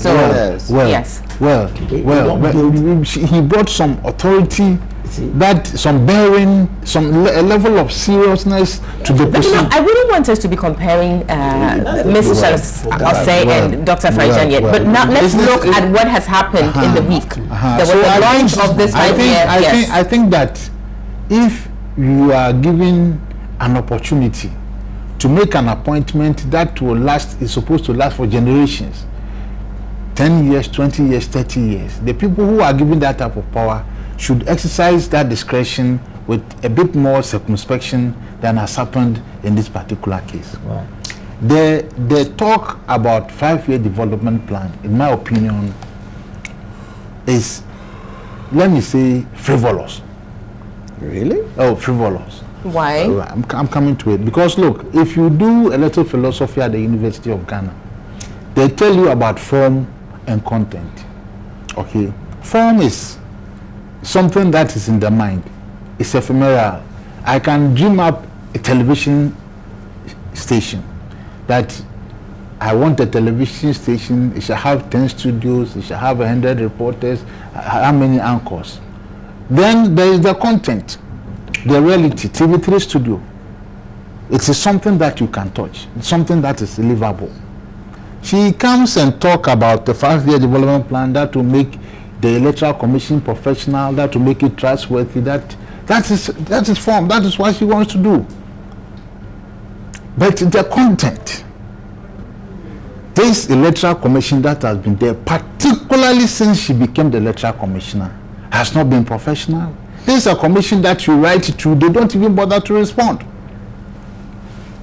We write to this commission a common letter, common letter of acknowledgement you don't get. So if that is how you are conducting your affairs when it comes to content, how do you come and tell me that in terms of form this is what you want to do? Because what you need to do really to let my brother the MP like you and my friend to like you and Mr. Jinapo to like you is to begin to do your things in a certain way that everybody will begin to have trust in you. That is the most important thing. The way you behave, the way you project yourself, the things you do. Everybody. Yes, everybody. Yeah, it's possible. It's possible. It's possible. It is supposed to be a bipartisan organization, a professional organization, something that is supposed to be there for all Ghanaians. I'm saying that you can act in such a way that many people will not have problems with you. That is not being done. That is not being done. There's no consultation. When they were launching this program, she brought out over 20 recommendations of things they intend to do. Did she consult IPAC? You do things in an arbitrary manner, and then you come and tell me you want to be trusted. IPAC is an advisory body, isn't it? Oh, that's what I said. Yes, consult. So I didn't. They can choose to. Consult. They're consulted. It's just that they're saying they're not bound by their decisions. It's exactly the point I'm making. Did they consult? You see, because the way you do your things would then generate a certain types of responses, and that is my problem with the electoral commission that is being managed now. The new TV3, the TV3 logo has been around for I think over 10 years. Since it was started, since the station was started. And in fact, when TV, I've been there for 18 years. Yes, Isopele. Those guys, I used to watch them a lot when TV3 started, and the logo has not changed because it is a brand, and the people who dreamed up that logo, they also looked at their competitors that time, GTV, those people, and said this is what can best capture what we want to represent as a television station. You are in competition, you know that you are in competition with a lot of television stations. Now, if you are going to do rebranding, because you are looking at a certain market share, you may need to do rebranding so that you widen your market share or you capture a certain type of segment. The Electoral Commission, who is it competing with? Who is the Electoral Commission? Nigeria's Electoral Commission. I like that. Who is the Electoral Commission competing with? Said that it needs to do rebranding so that it can capture a bigger market share. Just saying the rebranding is not waste of money. Complete waste of money. Complete waste of money. And then we sat here and you put the old logo there and the new logo there. And I sat here and I felt sad. Any right-thinking human being who will look at those two logos, you know, in the medieval days, the king would send people, go and arrest this person, go and tell this person to do this, and when the people go, they will question them. Did the king send you? So the king designed something that this is the authority of the state. Yeah. That is the coat of arms. She actually stands there and says we do not represent the state. As we are doing registration today, there are a lot of private premises that has been commissioned or recommissioned. A lot of public facilities where we have put the registration systems and people are going to. Why are people giving them access to private houses and giving them the police cars and the Ghana Education Service cars and the personnel, everybody go and use so that you can do the registration? It is because of the authority of the state. Exactly. That's a point I would want us to go into, because clearly the EC chair in her remarks was saying, basically trying to divorce herself or the EC from the state, which for me was quite troubling, because the EC clearly cannot be said not to be a state institution. So and Mr. Janto, you're a lawyer. I would want you to weigh in on this, because if you're talking about autonomy, independence, state institutions, how do you dissociate yourselves from being a state institution, the EC? I think she was specifically talking about the old logo. Yes. The coat of arms, which represents the authority of the state. And we have even questioned it at the NDPC. The coat of arms is a unique emblem that shouldn't be replicated. So when you look at PIAC, I'm the vice chairman of PIAC. When you look at the PIAC logo, it's the coat of arms. When you look at the logo of the Electoral Commission, it's a variation exactly, of it. But it still depicts it. If you don't look at it critically, you see it on the face of it, you look at it and see it as a state. As Ken said, who's competing with the Electoral Commission? Who's competing with that entity in Ghana here? And if there's no competition whatsoever, why do we need that kind of logo that resembles the coat of arms? People can get confused with the two. Now look at the coat of arms on the Constitution. It is unique upon itself. Even coats of arms or even logos that people sometimes see, they confuse, you know, is this for this company, is this for that company, because they look alike. And for me, I think maybe the coat of the logo they chose was not the right logo. But for me, I think it should be changed. Yes. Because there's no way you can compete with the country's structural emblem coat of arms on anything. This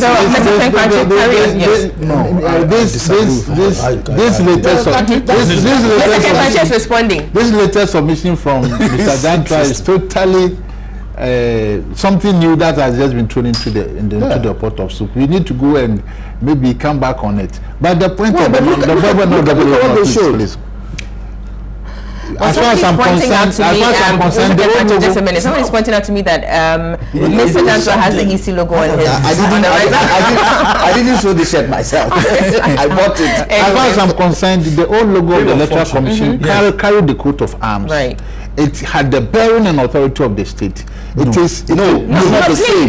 Please allow him to land. It's not the same. Please allow him to land, and then they should have shown a statement. Mr. Dantra, please allow him to land. A statement. His statement that the Electoral Commission does not represent the authority of the state is a totally strange and anomalous statement that should never have come from somebody like her.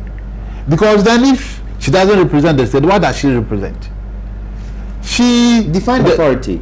The Electoral Commission will decide who will become or will declare who will become the member of parliament for specific areas in this country. It declares assemblymen. It will declare who is the duly elected president of this country. If it doesn't have the authority of the state, how can it execute? I think she used the words wrongly. Well, yes, and that's why we're interrogating it. Yes, Mr. I think she used the words. The point I am making. And then there's tradition. Briefly, and then Dr. Jack. And then there's tradition. In some jurisdictions, when we go to court, you will see a very old lawyer with a very old briefcase, and then you see a new lawyer with a new briefcase. Those with eyes know who to respect. It's not because what the ones they respect are the ones who are old with the old briefcase. He has been. But some people will raise issues about participation as well. No. I can be a new lawyer and have an old briefcase. What about that? That's why in some jurisdictions. Because once you are commissioned, you are given a certain facility, and then they tend to employ. Well, let's keep it to Ghana. Let's keep it to Ghana. Well, the logo, in as far as this was like Mr. Jinapo's school, this was designed by Nananum. I tell you today, Kwame Nkrumah, if Kwame Nkrumah were to be in Ghana today, doing politics with the likes of Honorable, Kwame Nkrumah would never have been able to win independence for this country. But at that time, he was able to do so. Okay. Why do you think so? He was able, because you people are sharper.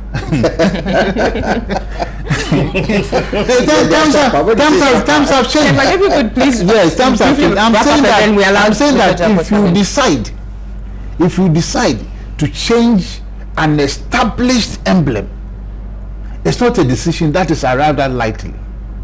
For a body like the Electoral Commission, at least consult, speak to people.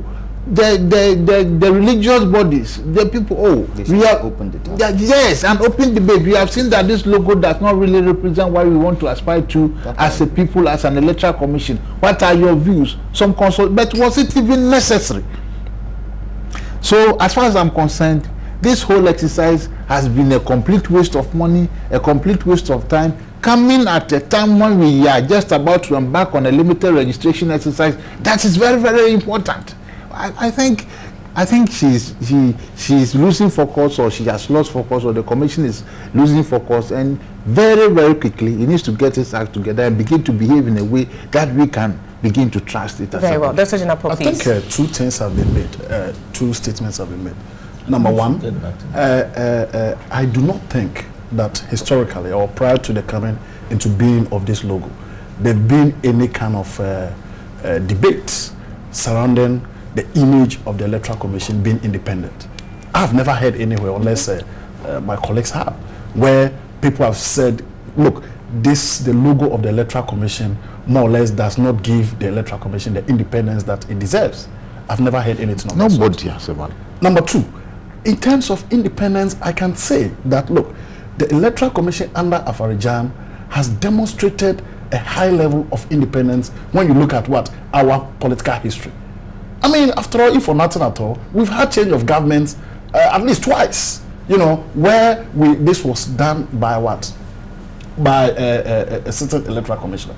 And to add to that, there's so many reforms under that. So many reforms. From opaque ballot boxes to this, now to BDR and all of that. We're doing very well as a country when it comes to the electoral system. I do not have a problem when the Electoral Commission wants to rebrand. Rebrand can be understood and should be understood within the context that they look at it. Rebranding in terms of efficiency and stuff like that, not necessarily in terms of competition. And as I said, look, this particular changing of logo has happened. By law, nothing can be done about it. But I hope and pray it does not extend to other important institutions in this country, because you see, there's something that we call tradition. Traditions are always important, and they tell whom we are as a people. Moving forward, I am of the opinion that, look, the Electoral Commissioner needs to take a step back and more or less evaluate her demeanor, her posture, and her responses to certain questions, especially in the public domain. Because look, you may have a very good intention, but the way you put it can give a different meaning. I mean, when I look at that tape, and I must be honest, I've always been a big admirer of the Electoral Commissioner. I don't know her. I mean, I've never related with her, but I thought, look, she's been lampooned for Dr. too much. Jinapo, please hold on to your admirations. Yeah. Some WhatsApps coming in, I'll read them briefly, and then we'll round up the conversation we were having on the EC launch of its 5-year strategic plan, as well as the logo. This is coming in. It says, Badge and force conduct in our party has been very unfortunate and unparty-like. He has openly washed our dirty linen in public. However, the attack on him and other panelists on Fox FM was regrettably unfortunate and unnecessary. Our opponents and some neutral Ghanaians have described what happened yesterday as barbaric, backward, and media unfriendly. Apache Nicholas Murphy is saying, I just want Nana, the NPP god who never tolerates any contrary view, to define democracy. NDC is winning again. Another comment says, no wonder Ghana is retrogressing. I wonder what Jifar Ativo was doing as a Minister of State. Ms. Ativo must apologize and retract that statement. This is a symbol of incompetence and mediocrity. And this is from Mark in Tamale. Another one still on Jifar Ativo's comments. What is written is written. So the comments of Jifar Ativo is not bad at all. Have you forgotten the so-called all die be die so soon? This is from Akalifa Augustine from Asante Akimagogo. Somebody says, Abna, did the NPP want the president to allow a coup? No, this is not related to this topic, so I won't just read it out. So, good morning, Abna. What Ativo said is the fact, because I was a victim at Kantamanto. They said we always are animals and we are from Togo. In fact, it pains me anytime they call me names, just because I am from the Volta region. So now tell me, how can an animal vote for a human being? This is Rosalind from Teshi Camp 2. I mean, these are the kinds of things we wouldn't want to see creeping into our politics, and we trying to deal with this. I wish and pray my dear women in high positions will not be Eve and continue to convince people to eat forbidden fruits, and pray their action will not lead to be a disappointment to all women in the fight for equality. This is Akwesi from Kumasi. NPP party is not yet in power and they are beating people. Then when they come to power, they will cut off heads. This is Sabugu from Wa. The political party should leave the EC and concentrate on how to convince the people of Ghana to vote for them. Alukus in Tamale says, I guess changing the logo of the EC is also part of their core mandate. What does the NDC MP mean by core mandate? He should come again. The EC chair must up her game. She's appalling. Another one says, I totally agree with the concerns raised by the public on the EC's rebranding process, but can't continue to create the impression that everything that the EC does is wrong. I think it's about time we give the EC that independence to operate and make our recommendations as political parties at the IPAC level. This is from an aspiring member of Parliament in the Kwadaso constituency.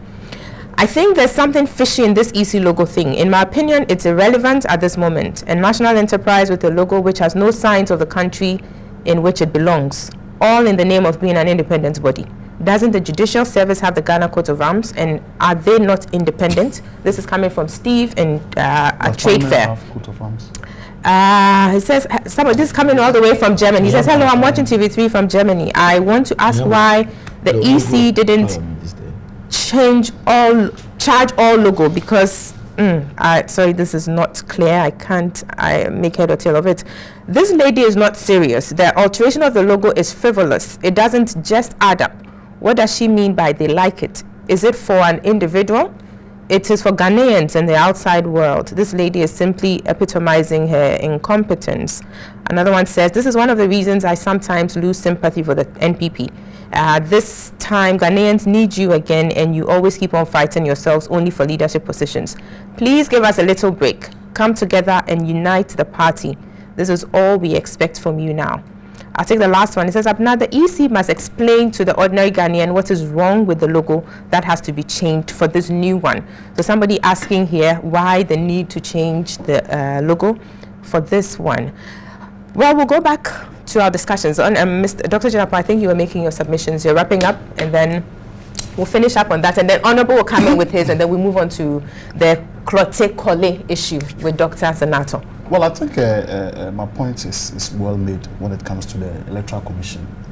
I just hope they more or less get off most of these issues that one way or the other may be described as intertangential, in the sense that, yes, I mean, it's good to rebrand, and rebranding for me should be viewed within the spectrum of being more effective and efficient.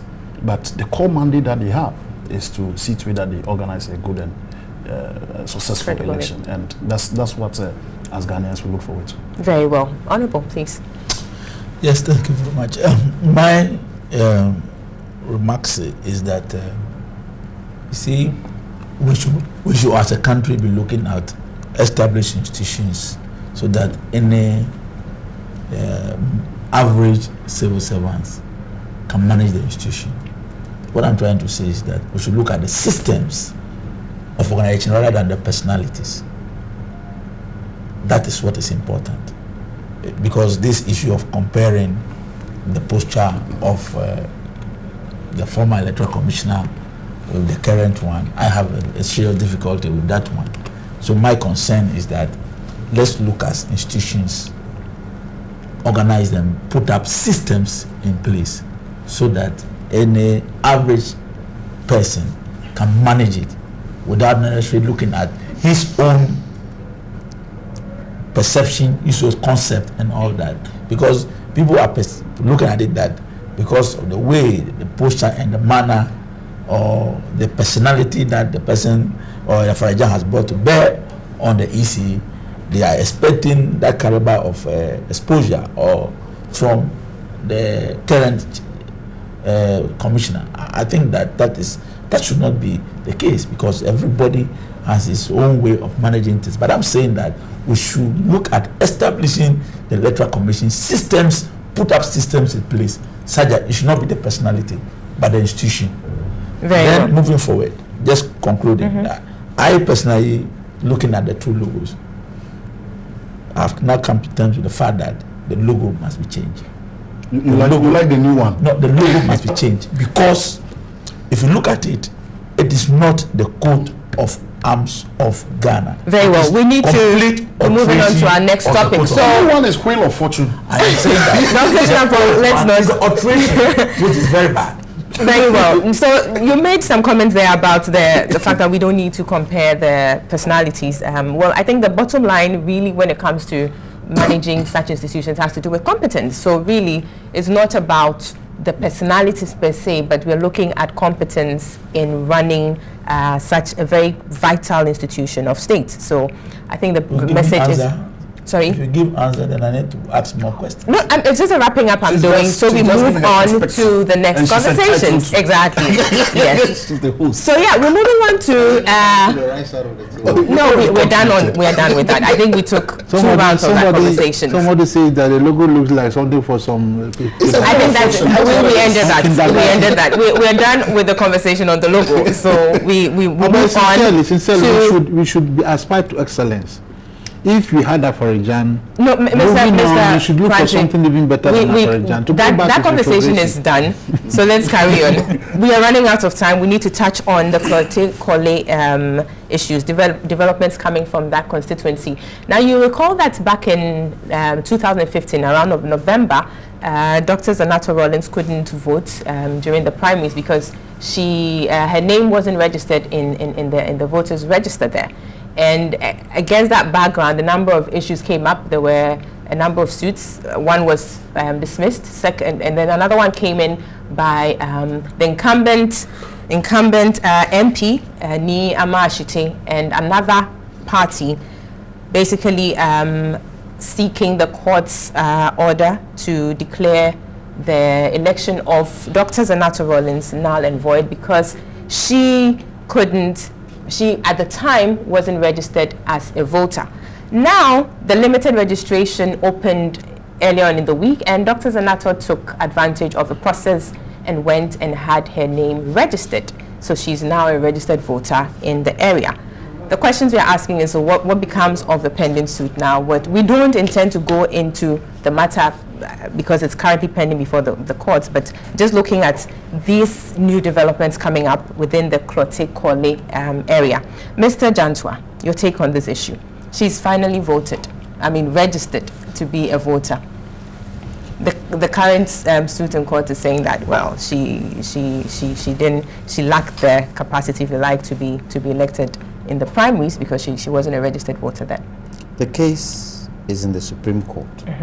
So I will try as much as possible not to comment on the outcome or possible outcome of that case. But my little knowledge permits me to ask the question.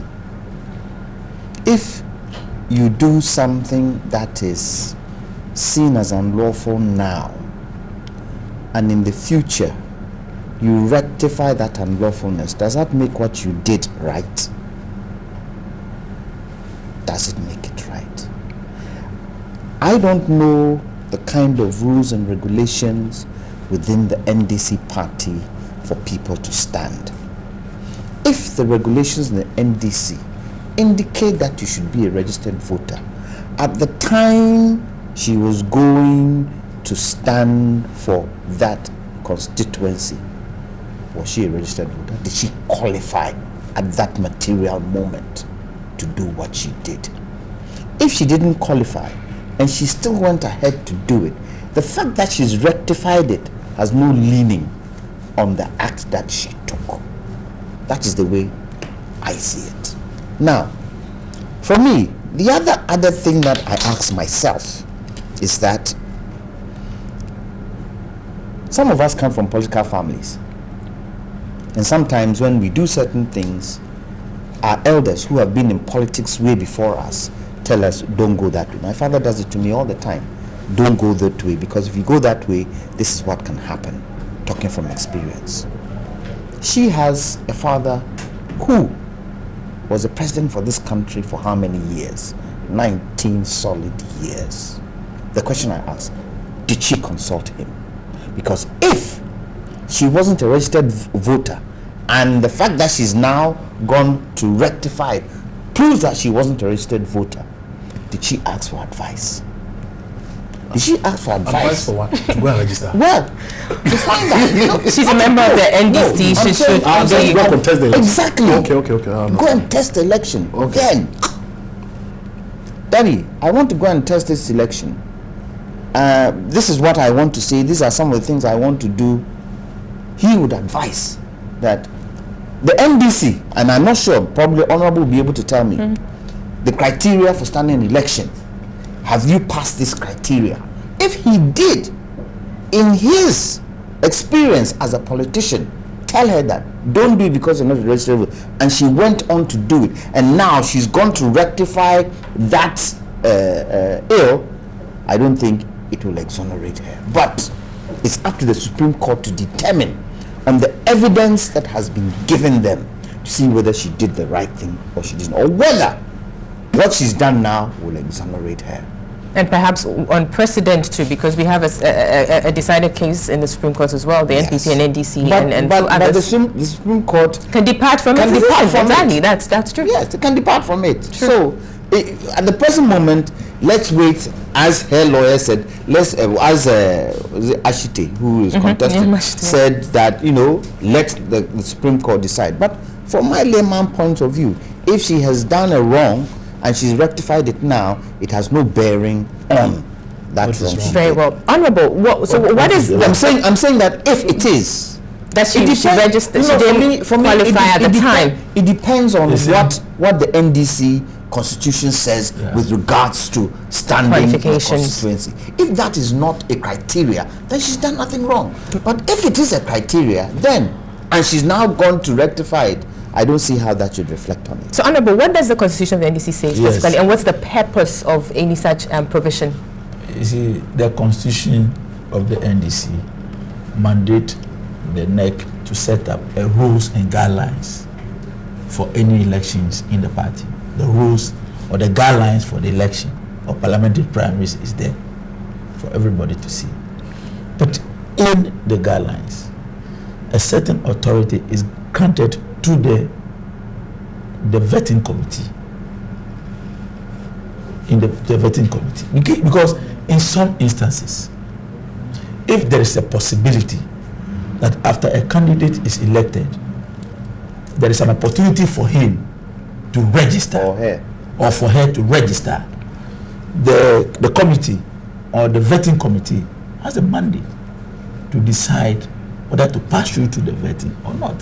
And there are several instances where people from outside this country are not registered, go through a vetting process, qualify, and because they have an opportunity to register. For instance, if you are from a different constituency, you are registered in Greater Accra, and you are residents, you are from a different lineage, maybe you are from the Ashanti region and you want to go and contest primaries in Ashanti region.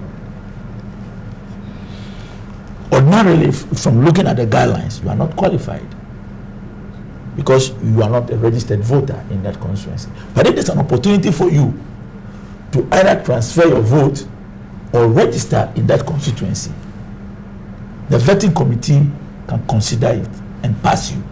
And it's done in several instances. Even so if she passed that stage. There's some level of discretion that is given to the vetting committees. And Senator is not the first person that discretion is utilized. So you're saying she met the the point criteria? I'm trying to make is that no, so long as the vetting committee cleared you, anybody can challenge, but that authority is given to the vetting committee.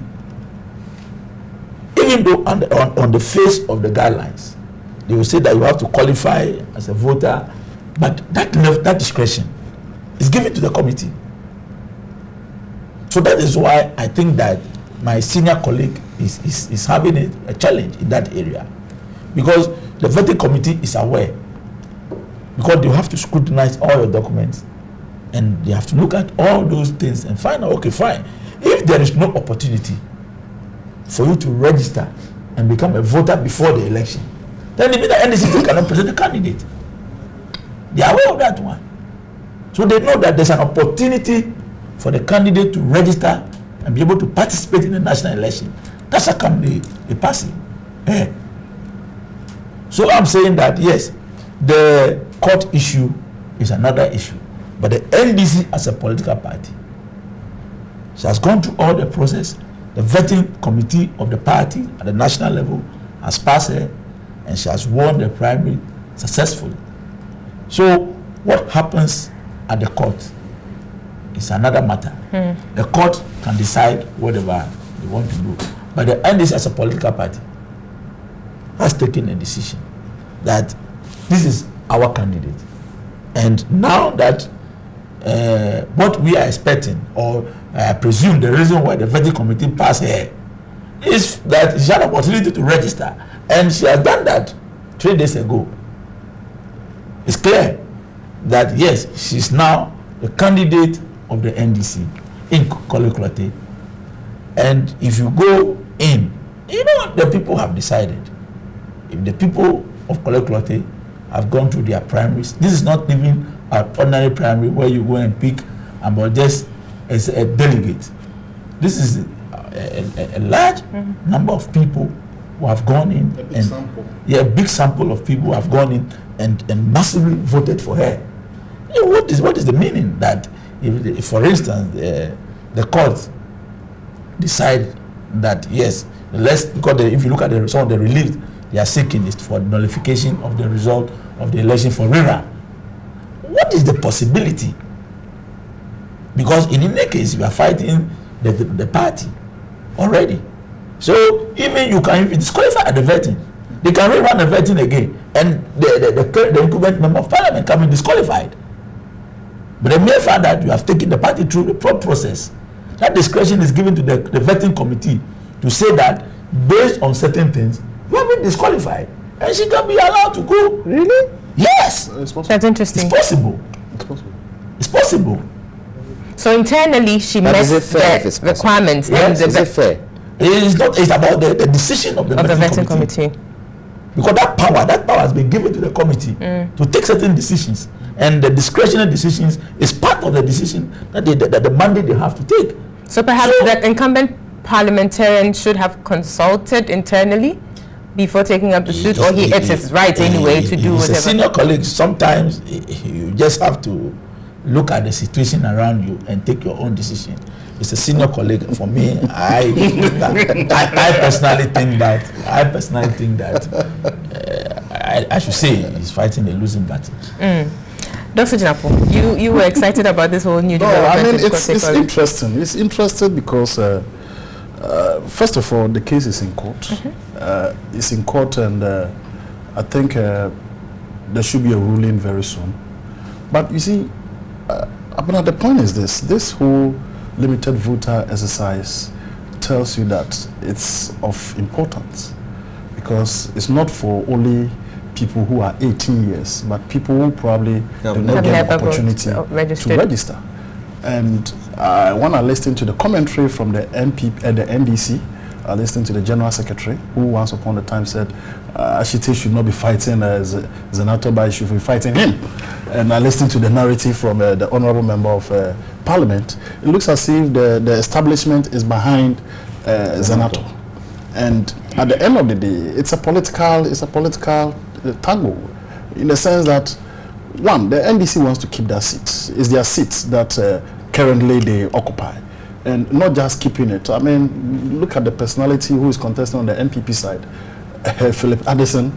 In court, the NDC will definitely want to pay him back. But I think Lawyer Kobna Openi makes an interesting point, where he asks the question whether Zenato spoke to the dad, him being a colossus in terms of our politics, with regards to getting advice in going into the election, whether he spoke to him or not. I think I've heard publicly that the president or the former president gave her his blessing, and it was said publicly. So the former president, one way or the other, was consulted. But I think there's an interesting dynamic when it comes to this issue, which for some reason seems to be sidestepped by most people. Zenato was born in 1978. Are you aware? 1978. Today, she's 38 years old. The father was the former president of this country. He ruled the country for 19 years. The mother, as a matter of fact, is deemed to be one important person who galvanized women to participate in elections. 38 years. 20 years after she was 18. It was just 3 days ago that she registered. No. 20 years. No. Check the records. No. When was she born? 1978. No, yes, but that's not the case. So what is the case? That is not the case. What is the case? It was the last election that she couldn't register. That's the point. You know, with The last election that she the couldn't new register. biometric register.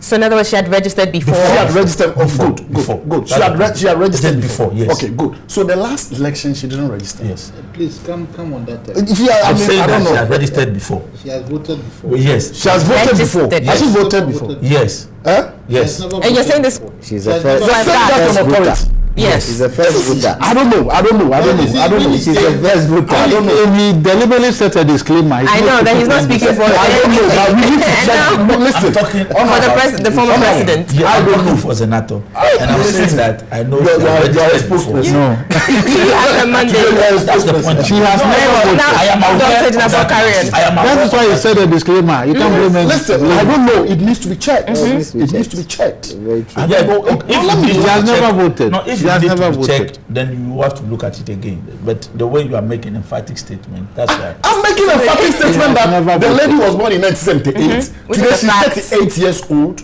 You understand? And for some reason, she just registered 3 days ago. That is the point that I'm trying to make. No, And but you are saying that, you let know me we have finish. a new No, register. I agree. No, just a Honorable, minute. Yes, come on, please, let me Dr. finish. Japers on the But line. the point that we are trying to make is that at the end of the day, she could not register in the 2012 elections. And if you say so, and it's a fact that she ever registered before, I mean, that is excusable. But even then, in 2014, we did limited registration again. Yes. 2014, Yes. we did limited registration. She has never And I'm registered. making this point because today, when I was driving here, I heard the Ghana Education Service issue a statement that all heads of second cycle institutions where children are 18 years should be given the opportunity and assistance to go and register. They call something civic responsibility. Civic responsibility. From her background where she's And coming her from. background, the father being a former president. Great. The mother. Dr. Japers, we need to take a break. That's right. But What just do you wrap up and then we take a break. Okay, so just wrap up here. It's an indictment if it's the case that she never voted. It's an indictment on the former first Yes, couple. it is. I say it without any equivocation. It is. Because if as at that time, doing You know something. People have died for this tradition. Yeah, no. Put their life to make their father president, Professor Mills president, John Mahama president, and you, the blood is running. And that's why I add the caveat. If it's the case that for some reason she could, but I don't even know how the Electoral Commission laws work. My understanding is that when you register, you are done registering, and you are not able to register at any point in time, you can walk into the Electoral Commission to register. Is that not the case? I don't know, whatever it is. But in 2014, we need to take a break. But before that, I'll just take one comment coming in. It says the Peace Council, still on the Jafar comment, which I think it's striking a nerve amongst the populace. It says the Peace Council, Christian Council, and some stakeholders should be brave, fair, and not cowardice to condemn political parties faithful who make similar irresponsible comments like the one Jafar Tivo made. Where was the Peace Council, Christian Council, when Kennedy Japan said, kill the guns and Elwes with machetes? Akufo-Addo, all die be die, and many others. Are they afraid of NPP and Anado? I think they should get serious in carrying out their mandate than portraying themselves as politically biased stakeholders. Hello, I'm watching TV3 from Germany. I think this came already. I said, I disagree with Mr. Jantua. Is she eligible to stand as MP in November election as we are now? And this is talking about Dr. Zanatu Rollins. So she should have been prevented to go through the primaries when she had not registered. We must use common sense here. This is Kofi in Tema. Well, we'll wait to see what the Supreme Court rules on the matter. Last one, Dr. Zanatu Rollins, daughter of the former President J.J. Rollins, has yesterday registered as a voter for the first time, which means she has never voted, not even when her father was president. The moral lesson here, according to this person, is that don't kill your brother or neighbor because of elections to make someone a president. Yeah, but I think your producers that's should quickly check Yes. They should cross-check before we come back Very to find well. out if she have ever voted. Voted, exactly, because we need to put it out there. We need to set the record straight. So, Lisa, if you're listening, please just do a quick verification. We'll be going to Mr. Ken Kranchi now for his comments on the matter, because he hasn't made his comments yet. Please. No, so you just shut me up. I mean, why? You were wrapping up. I was wrapping up. Okay. Ken will concede that. I will give you that. Yeah, Sorry I think, that. so as I was saying, look, as a matter of fact, we have a civic responsibility, and we also have a responsibility as parents to guide and chart our children to take the path that they want to more or less go through. I mean, for more indications, it's even been rumored that Senator probably would take to the footsteps of his father. So if today we are being told that the lady probably never registered and never voted in this country, then I think it's unfortunate, especially the family that she comes from. I mean, as we speak, the mother is a presidential candidate. The mother might be a president in 2017, and she couldn't caution her daughter to register. I think it's unfortunate. But I mean, as the saying goes, it's not all that glitters that is gold. Well, you need to be very, very Mr. Kranchi. Well, I had hidden that bomb, that blue bomb. That went out of your yes, I was going to release it, but Mr. Jinapo got I think that the Rawlings family is a very interesting family in our body politic, and I like the way and manner they manage to keep in front of the headlines at all times. I think, as we speak, one of the biggest critics of the status quo in NDC is the father. One would have thought that, given that scenario, both the mother and the father are very critical of the Mahama administration. But the daughter finds comfort in the NDC, which for me is strange, because basically they all go back home to the same place when the politics is done. And I wonder how the type of conversation that goes on. Mr. Ken Kranchi, would you want us to go into speculation? I wonder the type of conversation that really takes place in that home. The vetting is an administrative process internal to the NDC and MPP and the political parties. It is not strictly legal. It is how the party internally decides to approve its candidates before they present them before the Electoral Commission. At the Electoral Commission, you must be a registered voter. You must be a resident for a certain period, I think it's 5 years. And you must be 18 years before you can be a legal candidate as far as the Electoral Commission is concerned. So, in as far as the NDC thing is an administrative thing. Like the Honorable MP said, they can decide to waive or put aside certain requirements for certain reasons. And I think that is what happened with Ezenato's case. When she goes to file at the Electoral Commission, obviously now she will be a registered voter. And for me, that is what is important. I don't really want to comment about the case that is before court. But I think that all of us have been through some of these processes before.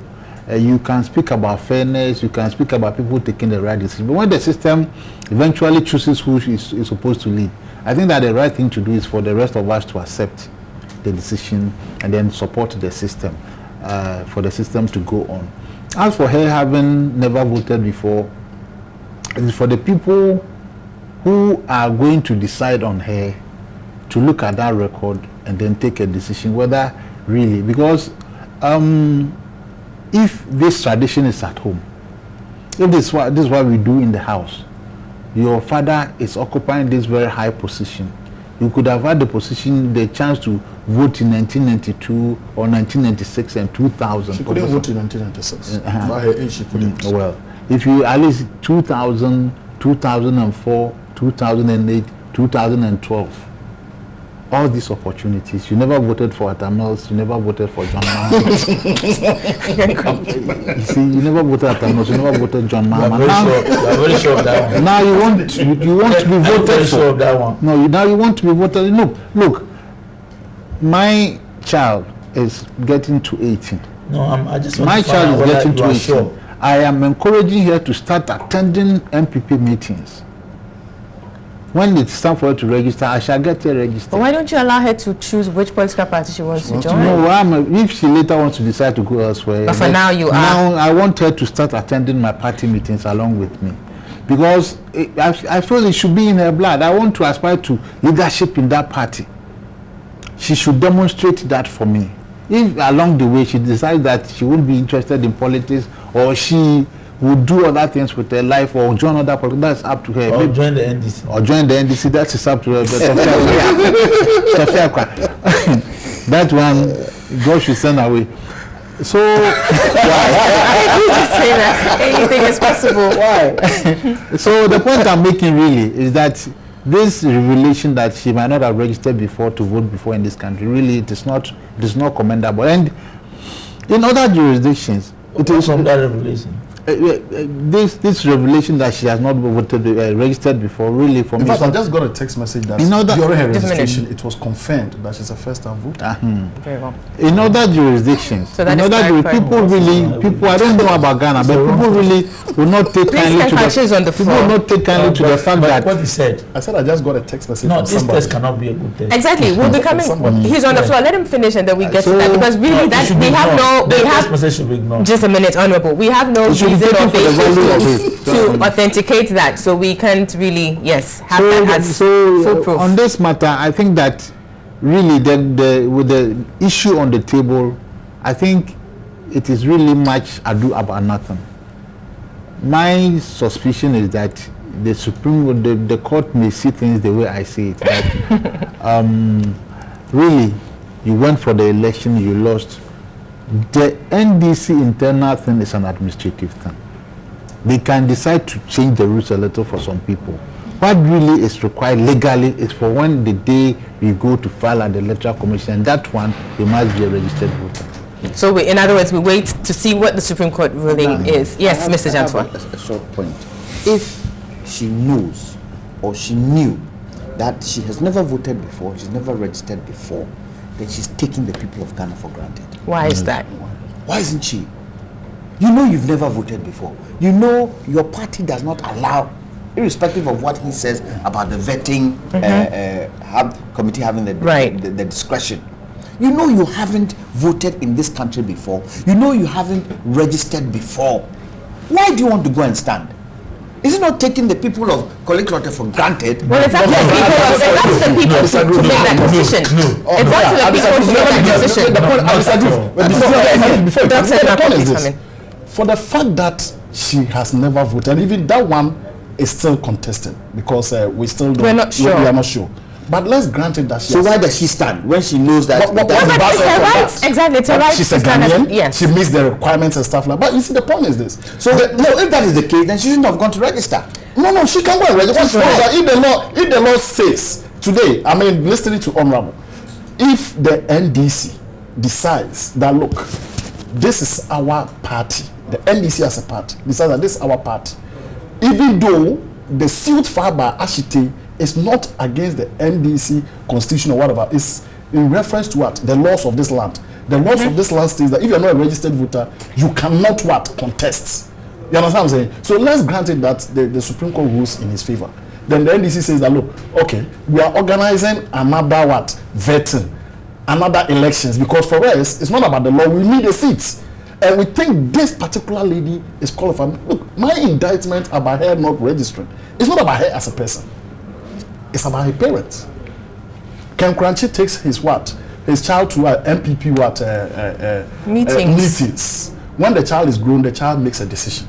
You understand what I'm saying? My argument is that the child is 18 years. No, she's not 18. She's not 18. Oh, okay. The argument that I'm trying to make is that at the age of 18, I wanted to get to at the age of 18, this lady should have been more or less schooled to understand and appreciate the essence of that civic responsibility. Maybe then she wasn't interested in going to politics. She wasn't then. It's not about politics. Voting is not about being a political member. It's a civic duty. It's a civic duty. We are talking about she now standing. That is the fundamental thing. But there's nothing wrong. So then she decided to go into politics. If she so happened that she was just an ordinary voter and she hadn't, nobody will say anything. No, but today the mere fact that she wants to now stand If I was not a registered voter, I understand. If I was not a registered voter, and 2016 I want to contest election as an independent candidate or whatever, and 3 days ago I went to register, you cannot indict my parents. But here we are talking of what? A former president and a candidate contesting for president today. That is where the problem is. After all, my father probably does not even know what elections are, a farmer or whatever it is. If I was the one, but here we are looking at the personality of what? A senator and her background, her father and her mother. Honorable. Yes, she's old enough to make this is not the first time. I just Please allow Honorable to finish and then you come in. Party constitutions and political party organizations. I will give you a typical example of Dr. Wayo saying they move from one political party to another. If you want to look at criteria for qualification of a member to contest on the parliamentary ticket for political party, the people who just move from one political party to another and they are considered to contest on seats, they wouldn't have qualified. That's why I'm saying that it is administrative, and the vetting committee have a mandate to take discretionary positions. The indication they've gone to court in the first place. That's what Mr. Kekmachi was saying, that the administrative part was done by the vetting committee, but now we've gone to the legal part, which is being contested now. As I'm concerned, I've said it, that I don't know. I said it and I'll say it again that my I'm sorry to say that. I'm just going to say has voted before. Somebody. Where are you getting these messages from? Really? I just got a text that somebody is voted before. The person just spoke to her. And it's very By the way, that's fine. I told you that I had a discussion. But even for that, we cannot verify this. We need to verify. Exactly. You have to do the verification. Exactly. So on here, we will take it with a pinch of salt. Please. But yes. These are facts, you know. No, but facts from where? Who's giving these facts? No, the first message I wanted to do. Exactly. This one is a fact. MP. This one there, you like it. This one there is credible. The other one was exactly. It's not because I have a foreknowledge. So this one is a fact. The other one to be discussed. You wanted to say something? No, I got exactly the same text message. I think it may be possible from the same person that she says she has voted before. We need to check. Very well. Because really, if she has never voted before, that would be quite heavy indictment. And looking at the person of Rawlings, I'll be very surprised and disappointed, honestly. But you see, at the end of the day, I think all this goes to point to the fact that, as especially as the youth, we need to be very, very careful in what kind of message we swallow. You understand? I mean, at the end of the day, look, you have a responsibility. Your responsibility is just go and vote, and you just have only one vote, and that is what it's supposed to be. But when you try to take the laws into your hands, when you try to misbehave, I mean, look, the politician will always be a politician, and it's a clear, classical demonstration of a typical politician, even in this studio. I had 2 text messages. The first text message, Honorable was so arrogant. He was so angry. And another one came. You receive it because it benefits. It's about having an informed position. But I think on a lighter note, I think, look, the Korle-Klottey constituency is going to be an interesting constituency it's going to be. Because the way things are playing out, even at the NDC and at the NPP, it tells you that, excuse my language, nowhere cool. It's a hot place. You understand? Nowhere cool, because I'm told that the NPP candidate, one of them is going independent. I don't know how things are going to shape up if this whole issue is resolved. Of course, you cannot have 2 NDC candidates. Definitely, one will have to be on the ticket of the NDC. What happens? The one can go independent. No, that's what I'm saying. That's why I'm saying that it depends on how things plays out. But I think things needs to be fast-tracked. But if you look at the narrative and the way things are, it looks as if Zenator has a lot of following. And at the end of the day, for political parties, what you need is to win election. Yes. It's not about Addison is going to win. No, I'm talking of within the NDC. I'm talking of within the NDC. So within the NDC. I know. Whether Addison who is winning, not in the studio here. No. I agree, but I'm talking of within the NDC. It looks as if the establishment. Because as for Kolekrote, Senator Ajibebia.